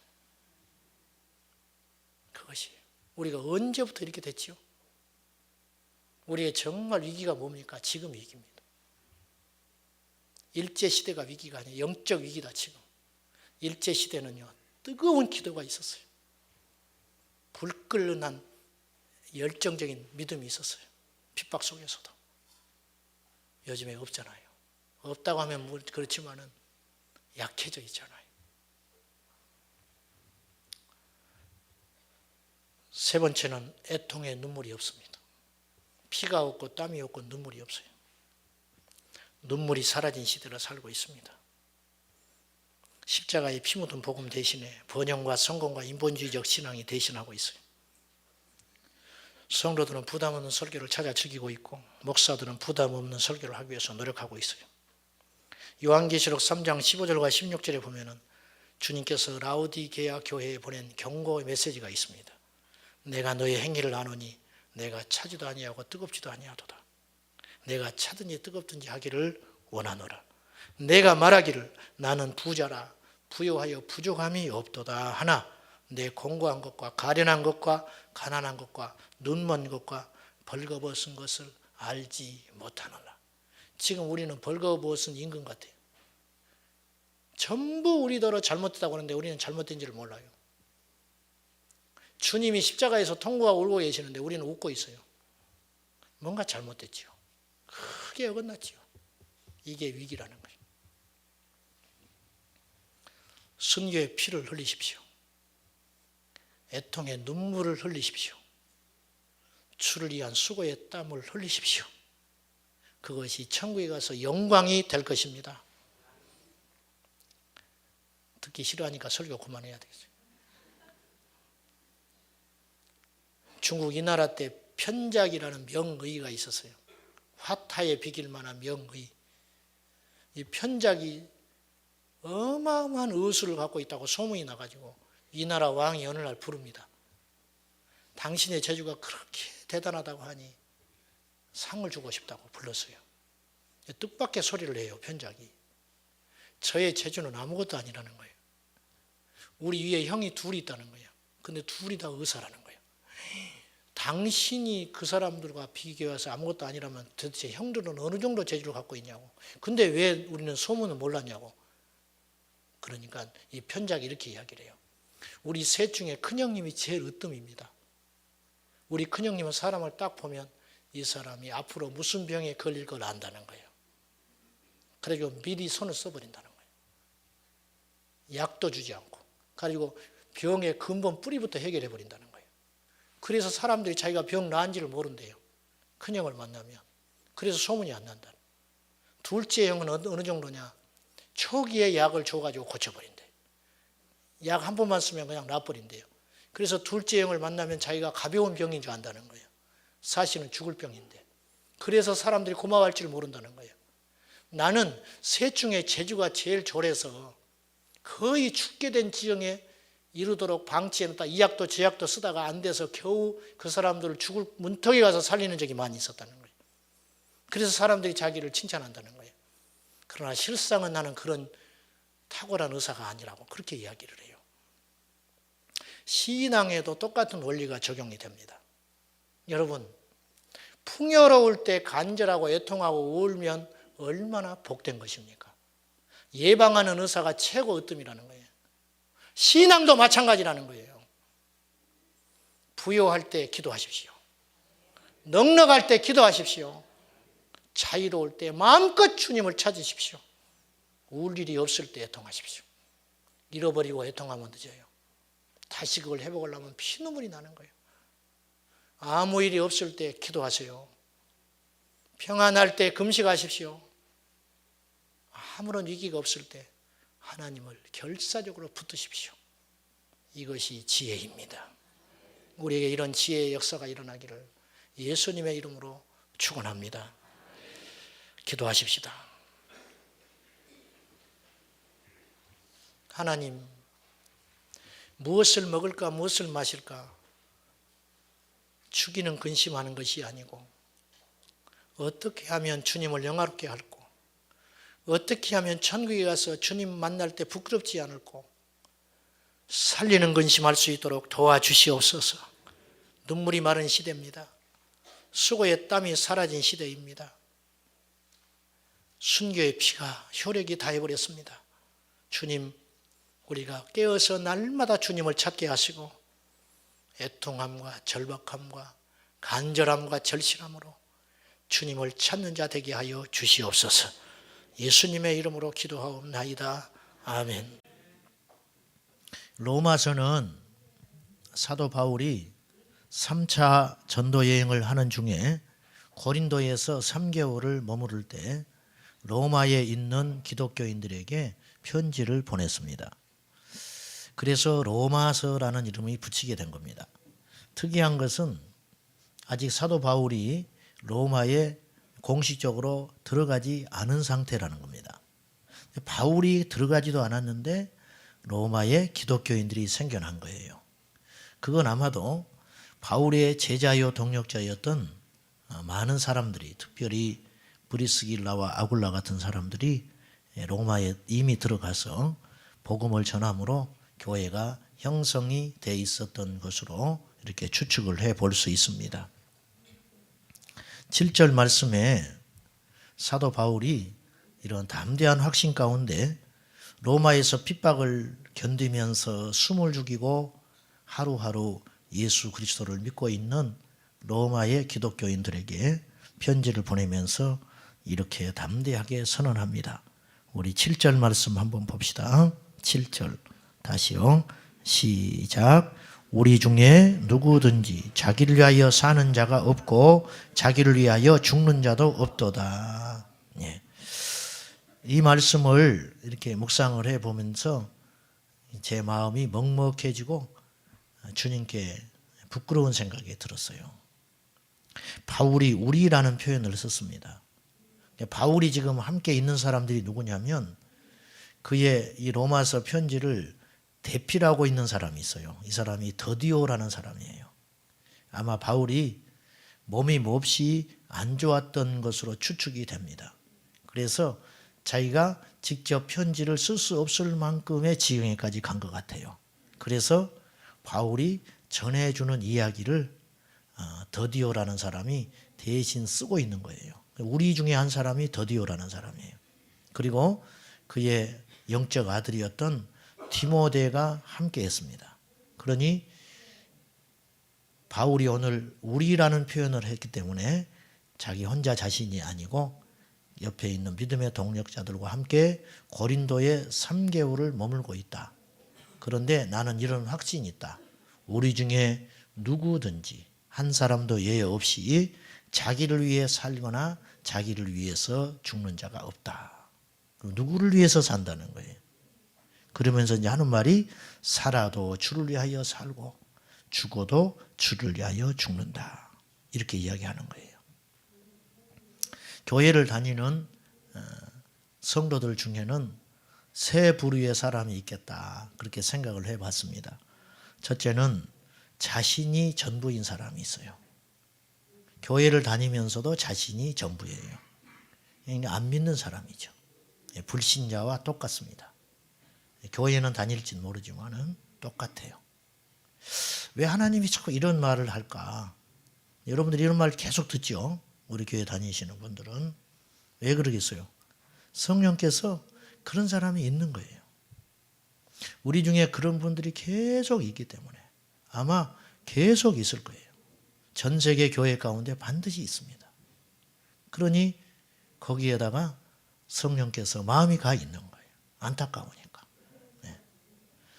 주님 오실 때까지 이 세상 끝날 때까지 병원은 없어지지 않을 거 아니에요. 이유가 뭐예요? 병든 사람이 있는 한 계속 병원은 있는 거예요. 감옥은 계속 있을 거예요. 왜? 죄인은 계속 있기 때문에. 마찬가지라는 거예요. 지옥 가는 사람은 계속 있어요. 교회만 왔다 갔다 하는 그러한 명목뿐인 그리스도인은 항상 있는 거예요. 자기가 전부예요. 교회를 다니지만. 두 번째는 자기도 만족스럽고 주님도 만족시키려고 하는 크리스찬이 있을 수 있어요. 그래서 끊임없이 흔들립니다. 그런 경우는 끊임없이 흔들려요. 좋을 때는 한없이 좋아요. 그러나 나의 만족이 허물어지고 그럴 때는 또 요동치게 되는 거예요. 아마 대부분의 우리의 모습이 그렇지는 않은가. 저도 그럴 수 있습니다. 믿음이 진보한다는 건 뭐냐면, 영적으로 성장한다고 하는 것은 뭐냐면 교회의 어떤 습관이 되고 모르던 어떤 일들을 알게 되고 지식적으로 늘어난다는 걸 의미하는 게 아니고 영적인 가치관들이 점점점 촛대들이 하나님께로 옮겨가는 삶입니다. 그래서 세 번째는 이런 부류가 있을 수 있죠. 예수님이 전부인 사람이 있어요. 예수님이 나의 전부라. 네. 여러분, 바울은 이 고백을 하고 있는 거예요. 이런 확신이 있는 거예요. 우리 중에 누구도 자기를 위해 살거나 자기를 위해 죽는 자가 없다. 오직 목적이 예수님인 사람만 나와 함께 하고 있다. 이런 확신이 있는 거예요. 윌리엄 맥도날드라는 사람은 제자의 열심이라는 책에서 이렇게 우리에게 촉구합니다. 주님이 타신 열차에는, 주님이 탑승하신 열차에는 반쪽 마음을 갖고 따라가는 사람이 탈 좌석은 없다. 그렇게 이야기를 했어요. 반쪽 마음을 가지고 주님과 세상에 함께 보험을 든 그 사람은 탈 자리가 없다는 거예요. 천국 가는 열차는 그렇게 해서 가는 곳이 아니라는 거예요. 그리고 이 맥도날드는 사도 바울에 대하여 이런 평가를 내렸습니다. 사도 바울, 그는 친구를 사귈 생각 같은 것은 아예 하지 않았고 현세의 행복도 바라지 않았으며 현세의 손해를 염려한다든지 살아갈 걱정을 도무지 하지 않은 사람이다. 그는 죽음의 공포마저도 없었던 사람이다. 이렇게 평가를 했어요. 이 사도 바울이 로마에서 목이 잘려서 12막이 나서 죽었는데 그가 순교한 자리라고 추측되는 그곳에 성당이 서 있답니다. 그 성당의 이름하여 새분수 성당, 새분수 교회 이렇게 이름 붙여진 성당이 있답니다. 그 성당 내부에 가면 그림이 있대요. 도끼를 들어서 사도 바울을 처형한 이 사형 집행자와 목이 잘려진 바울이 이제 죽어 있는 그런 끔찍한 그림인데 전설에 의하면 목이 잘려진 사도 바울이 이 목이 땅에 떨어져서 3번 튀었대요. 바닥에서 1번, 2번, 3번 이렇게 튀었는데 튈 때마다 그곳에서 생수가 터져 나왔다는 거예요. 그래서 새 분수입니다. 여기서 물이 솟아 나왔다. 그래서 그곳을 기념하기 위해서 교회를 세웠다는 거예요. 새 분수 교회. 예. 우리 제자광성교회 성도들은 이런 고백을 할 수 있겠는가? 오늘 한번 진지하게 도전을 하고 싶어요. 우리 중에 오늘 여러 많은 분들이 오셨는데 우리 중에 저를 포함해서 누구도 자기를 위해 사는 자가 없다. 누구도 자기를 위해 죽는 자도 없다. 이렇게 고백할 수 있는가? 자신의 이익이나 자존심이나 자기의 목숨을 위해 사는 자가 하나도 없다. 우리 제장 광성교회 성도들은 모두 다 예수님을 위해 살고 예수님을 위해 죽을 수 있는 사람만 있다. 바울이 그렇게 자기 주변의 사람들에 대하여 고백했듯이 우리도 이런 고백을 할 수 있는 날이 오겠죠. 이것이 진짜 부흥입니다. 진짜 부흥. 그래서 아까 다시 한번 읽읍시다. 8절에 다시 한번 읽어요. 시작. 우리가 살아도 주를 위하여 살고 죽어도 주를 위하여 죽나니 그러므로 사나 죽으나 우리가 주의 것이로다. 우리는 우리 것이 아니에요. 7절, 8절, 9절은 맥이 같은 말이에요. 한마디로 요약하면 우리는 예수님의 것이기 때문에 우리는 우리 뜻대로 살아서는 안 된다는 거예요. 우리의 소유가 하나도 없다는 거예요. 우리 것이 없다. 살아도 우리는 누구 것이에요? 예수님의 것이다. 죽어도 우리는 예수님의 것이다. 그렇게 이야기한다는 거예요. 우리에게 속한 것, 우리 것은 아무것도 없다. 자, 여러분은 누구 것이에요? 네? 겁을 주니까 답을 못하는 거예요. 여러분은 누구 것이에요? 답을 알고 말을 하지 말고 갑자기 며칠 있다가 제가 여러분에게 전화해가지고 여러분 누구 겁니까? 그렇게 딱 물어보는 그 심정으로 한번 답을 해보세요. 여러분은 누구 것이에요? 아유, 주님의 것이세요? 아니, 빈정거리는 게 아니고 진짜 여러분은 누구 것이에요? 주님의 것, 주님의 것이다. 근데 왜 불평합니까? 응? 여러분은 누구 것이에요? 소리가 완전히 죽어졌어요. 여러분은 누구 것이에요? 근데 이게 말이 많아요. 주님의 것이라면. 물건이 말하는 거 봤어요? 물건이? 이 컵이 굉장히 기분이 나빠. 응? 왜 이렇게 뚱뚱하게 만들어놨냐 이거. 나를 좀 가름하게 만들지. 그렇게 탁하게 만들어서 유리그릇으로 만들지. 응? 이렇게 말을 하면 이 컵을 내가 쓰겠습니까? 불편해서. 없어. 도망가 버리고 쓰려고 그러면. 자기 것이죠. 우리가 누구 것이냐는 거예요. 여러분 2015년에는 이거 하나만 생각했으면 좋겠어요. 우리는 주님의 것이다. 지금 너무 많은 사람들이 예수 안에서 자기 것을 주장하고 있어요. 그래서 하나님의 역사가 안 일어나는 거예요. 하나님의 역사가. 군모 가는 제 동기들이 여러 명 있는데 이야기를 해보면 이런 이야기를 해요. 군대는 이제 이렇게 승진하는 철이 있다는 거예요. 승진 시즌. 그때가 되면 새벽 기도가 나오지 마라 그래도 그렇게 많대요. 말할 필요가 없다는 거예요. 새벽마다 그냥 사람들이 확 차가지고 주일 예배하고 비슷하다는 거예요. 나오는 숫자가. 그래서 승진이 딱 발표가 나면 거짓말처럼 바람과 함께 사라져 버린다는 거예요. 승진한 사람은 이제 목적을 이뤘으니까 사라지고 승진하지 않는 사람은 속상하니까 사라지고 그래서 거짓말처럼 없어져 버린다는 거예요. 결국 무엇 때문에 예수님이 전부인가 이런 진지한 고민을 우리 스스로가 해볼 수밖에 없다는 거예요. 이 세상에는 예수만 믿는 사람도 있고 예수도 믿는 사람이 있어요. 예수도 믿는 사람은 예수님보다 더 좋은 믿을 대상이 나타나면 언제든지 버릴 수 있는 사람이에요. 언제든지.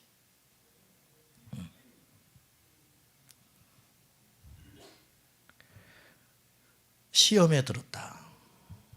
마음이 힘들다는 거죠. 마음이 힘들다. 그래서 교회를 잘 안 나와요. 저 옆에 있는 교회가 그런다고 하더라고. 근데 저는 목회를 하면서 시험이 들어서 직장 안 나갔다는 사람은 들어본 적이 없어. 저는 이런 신방을 가본 적이 없어요. 시험에 들어가지고 직장을 안 나가고 있네. 가지고 아내가 전화를 했어요. 그래서 내가 가서 손을 잡고 집사님 아무리 힘들어도 직장이나 나가야지.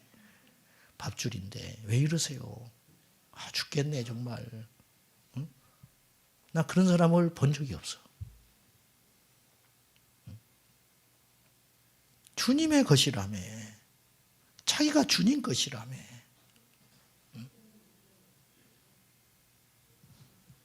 언제나 우리가 정말 주님의 것이 될까요? 오늘날 수치스럽고 염려되는 것은 오늘날 기독교인들이 공산주의자들이나 이단자들보다 열심히 떨어진다는 겁니다. 이단자들보다 열심히 떨어져요. 어째서 이런 일이 일어나냐? 어째서? 처음 17명의 추종자를 가지고 한 사람이 세계를 향하여 공격하는 사람이 나타났어요. 그 사람은 소비에트 연방, 즉 공산주의 국가를 이 땅에 최초로 출현시킨 레닌이라는 사람입니다. 이 사람은 17명의 추종자들과 함께 1억 6천만 러시아를 삼켜버렸어요. 그리고 지금 전 세계 3분의 1이 붉은 깃발에 휘날리고 있어요. 뭐 어쩌고 저쩌고 해도 여전히 그런 영향력 안에 있는 거예요. 미국에서 공산주의로 전향한 젊은 대학생이 하나 있었어요. 근데 이것 때문에 약혼자와 헤어지게 돼요. 사상이 안 맞아서. 그러니까 헤어지면서 이 공산주의에 물든 이 젊은이가 자기 약혼녀에게 편지를 보낸 내용이 이와 같았습니다. 우리 공산주의자들은 높은 희생률을 가지고 있다. 총에 맞고 교수형에 처해지며 매를 맞고 형벌을 당하고 직장에서 해고되고 기타 모든 방법으로 어려움을 당한다. 우리 중 몇 퍼센트는 죽음을 당했고 투옥 중이다. 우리들은 사실상 가난 속에서 살고 있다. 우리들은 살아가는 최소한의 비용 외에는 모두 다 당에다가 반환해야 한다.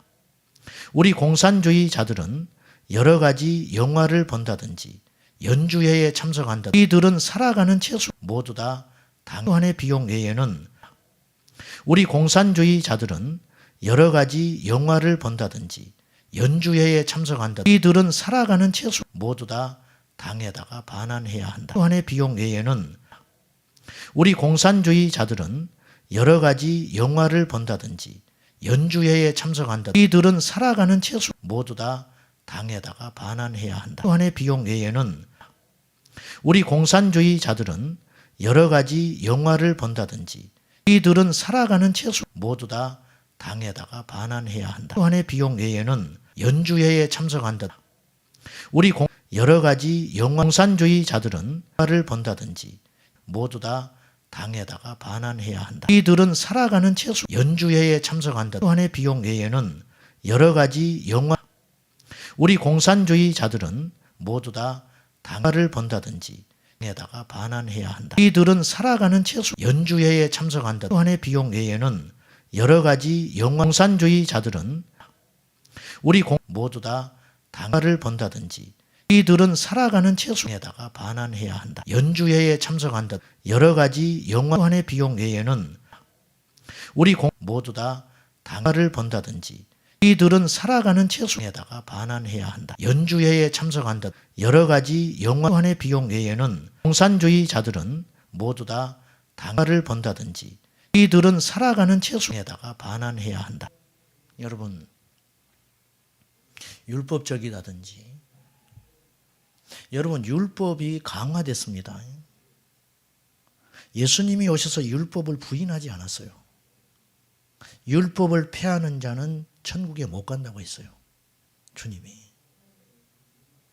오히려 율법이 강화됐는데 구약에는 사람을 죽여야 살인죄입니다. 그러나 예수님은 업그레이드를 시켰다고요. 미워하는 것도 살인이다. 그러니 더 엄격해진 거예요.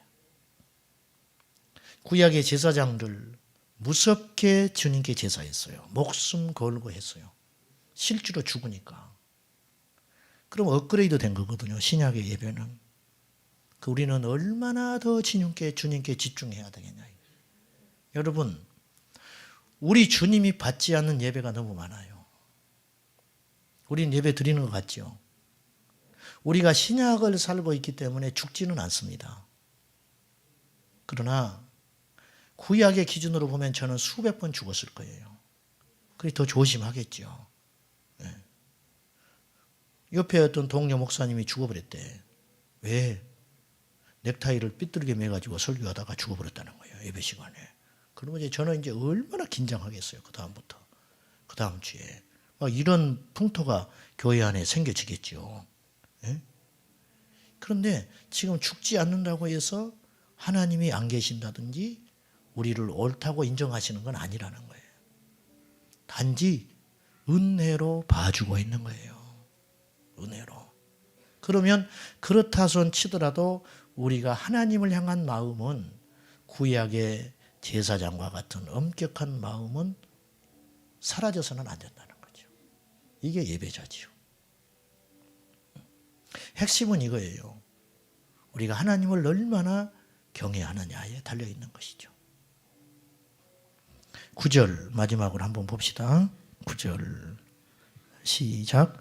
이를 위하여 그리스도께서 죽었다가 다시 살아나셨으니 곧 죽은 자와 산 자의 주가 되려 하심이라. 같은 이야기라고 했어요. 우리는 주님의 것이에요. 예수님께서 이 땅에 오셔서 십자가에 죽으시고 달려 돌아가신 그 이유가 뭐냐? 우리를 주님의 것 삼기 위해서 그렇게 하셨다는 거예요. 그렇게 죽으셨으니 우리가 죽은 자와 산 자의 주인이 되려 하는 것이다. 주라는 말을 하니까 여러분 실감이 안 나죠? 주인 되려고 하려고. 주인 되시려고. 주, 너무 익숙해가지고 주님 주님 그러는데 우리가 주님이라고 부를 때 우리는 주님의 노예가 되는 거예요. 노예. 주님의 종이 되는 거예요. 주님의 종. 구원받아 하나님 나라 가는 것이 쉬워요, 어려워요? 너무 쉬운 것만 질문을 하니까 대답을 못하네. 우리의 수준을 어떻게 알고 그렇게 물어보느냐. 구원받아 하나님 나라 가는 것이 쉬워요, 어려워요? 어려워요? 큰일 났네. 이제 어떻게 할 거예요? 쉬워요? 쉬워? 로마서 10장 10절에 보면 사람이 마음으로 믿어 의에 이르고 입으로 시인하여 구원에 이른다. 고백하건대 저는 이 말씀을 한참 동안 이해를 못했어요. 교회 가서 처음에 나가서. 왜냐하면 너무 쉬운 거예요. 사람이 마음으로 믿어 의에 이르고 입으로 시인하여 구원에 이른다. 입으로 나는 예수님 믿어. 그러면 구원 받는데요. 너무 쉽네. 그래, 그럼 뭐 다 가지 뭐. 근데 이건 아닌 것 같은 거예요.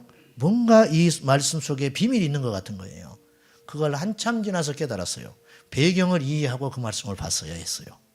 로마에 있는 기독교인들이 있었다고 그랬죠? 그들에게 편지를 보낸 거죠? 그러면 로마에 있는 기독교인들은 목숨을 걸고 예수 믿었어요. 그 당시. 그러면 그 사람들 입장에서 어느 날 신문을 봤습니다. 너 예수쟁이지. 아무리 얼굴 보니까 이상하다. 너 어디 가고 있어 지금? 너 예배드리러 가는 거지. 그때 아니요. 그러면 살아남아요. 나 예수 안 믿어요. 그러면 살아남는 거예요. 그런데 거기서 우물쭈물하고 맞습니다. 나는 예수를 믿습니다. 그럼 그 자리에서 끌려가는 거예요.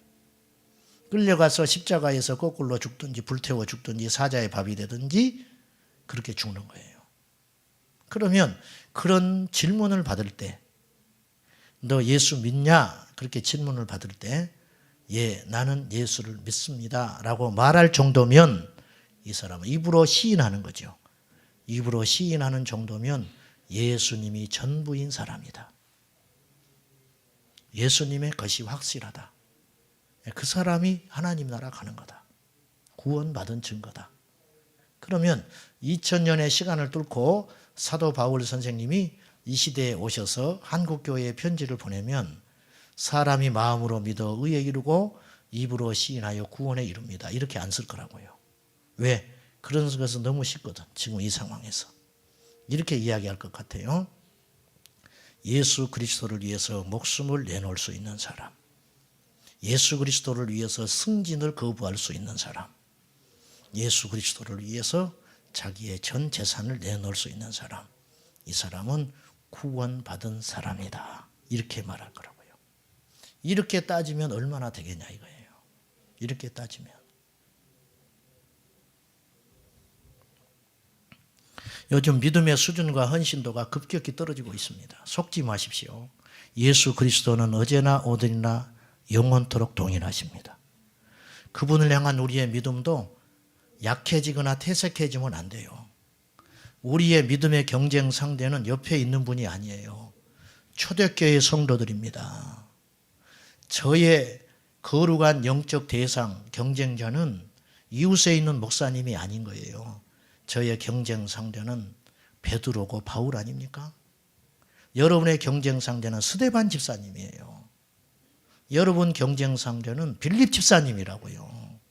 이름 없는 순교자들이 여러분의 믿음의 경주자라는 거예요. 그들과 함께 똑같이 천국에서 서게 될 거예요. 우리가 교회를 지나치게 다니고 열심히 봉사를 하고 그러면 주변에 있는 사람들이 염려가 돼가지고 이렇게 이야기해요. 너무 빠지지 마라. 그죠? 그런 말을 좀 듣죠. 전화 오면 조용히 나 지금 교회에 있어. 그러죠? 또 교회야? 이제 친구들이 그렇게 조롱을 해요. 하여튼 못 말려. 작작 좀 빠져라. 그렇게 어떻게 너 하나만 예수 믿냐? 아주 징글징글하다. 이렇게 사정을 하죠. 이야기를 한단 말이에요. 하나 물어볼게요. 여러분 아이들이 자녀들이 공부를 하는데 너무 공부를 열심히 해요. 그런 사람은 거의 없지만은 우리 교회에 공부를 너무 열심히 하는 거예요. 가지고 막 전기 내려버리고 공부 좀 하고 그만하고 자라고 책 사주라고 하면 책을 안 사줘 버리고 막 그런 사람 있어요. 예? 그만 좀 빠지라. 공부 좀 그만해라. 응? 여러분 남편이 사업을 해가지고 돈을 너무 많이 벌어. 너무 열심히 해가 일이 잘 돼가지고 돈을 너무너무 많이 벌어오네. 그러면 여러분이 따지세요. 제발 돈 좀 그만 벌어와. 아주 쌓아놓을 데가 없어요. 쌓아놓을 데가. 돈도 좋지만 이게 뭐야. 제발 좀 그만 좀 빠져. 그런 사람 한 명도 못 봤어요. 그런데 왜 예수님께 열정을 가지고 믿음으로 사는 자는 방해를 하냐고 말이에요.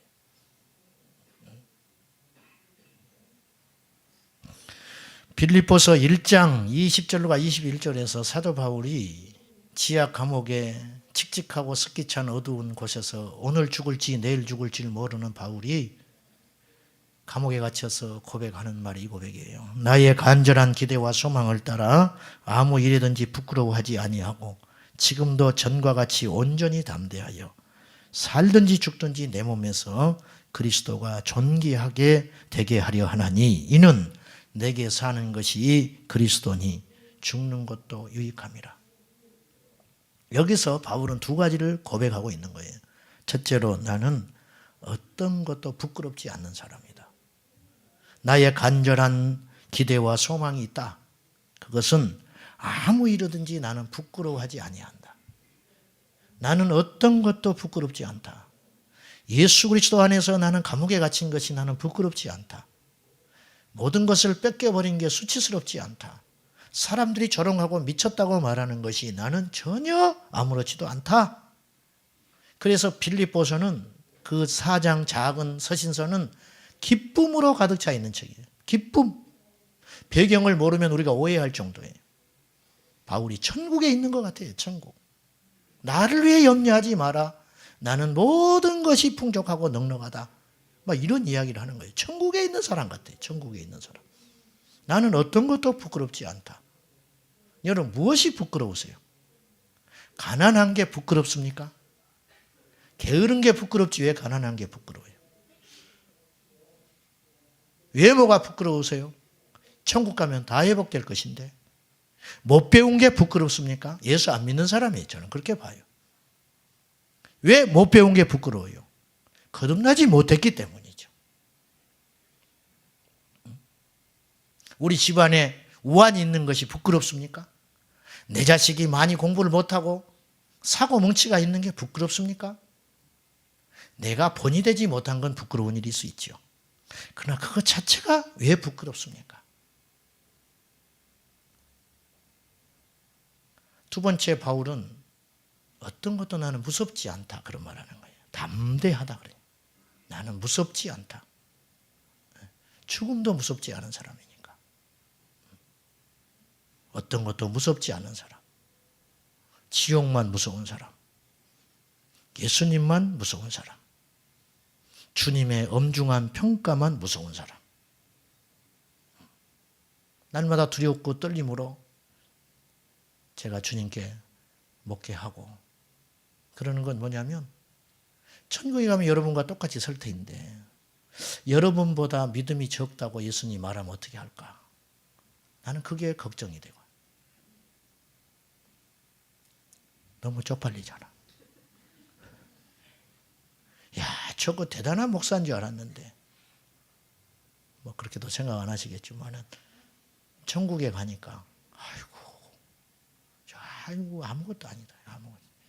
저렇게밖에 헌신을 안 했대? 아이고 혼자 있을 때 저런 짓을 하고 살았어? 그러진 않지만 천국이니까. 너무 두려운 일 아니에요? 그거 외에는 무서운 게 없어요.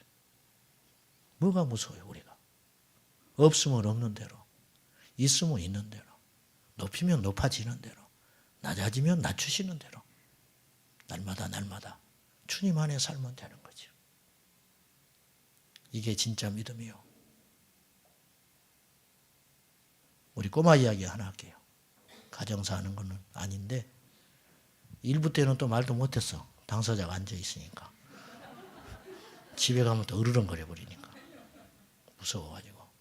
저는 가끔 차를 타고 오면서 물어봐요. 너 지금 죽으면 천국 갈 수 있어? 불안하니까. 그러면 얘가 뭐라고 그러냐면 확신이 없다는 거예요.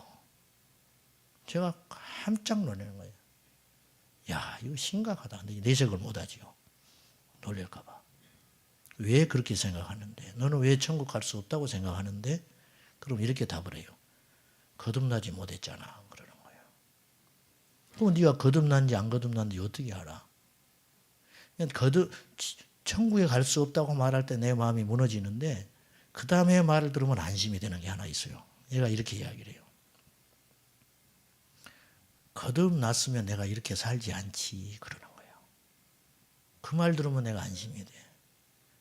이런 고민을 하고 있다면 얘는 가능성이 있다. 함부로 거듭났다 못했다 할 수는 없지만 2부에 오신 분들만 비밀이에요.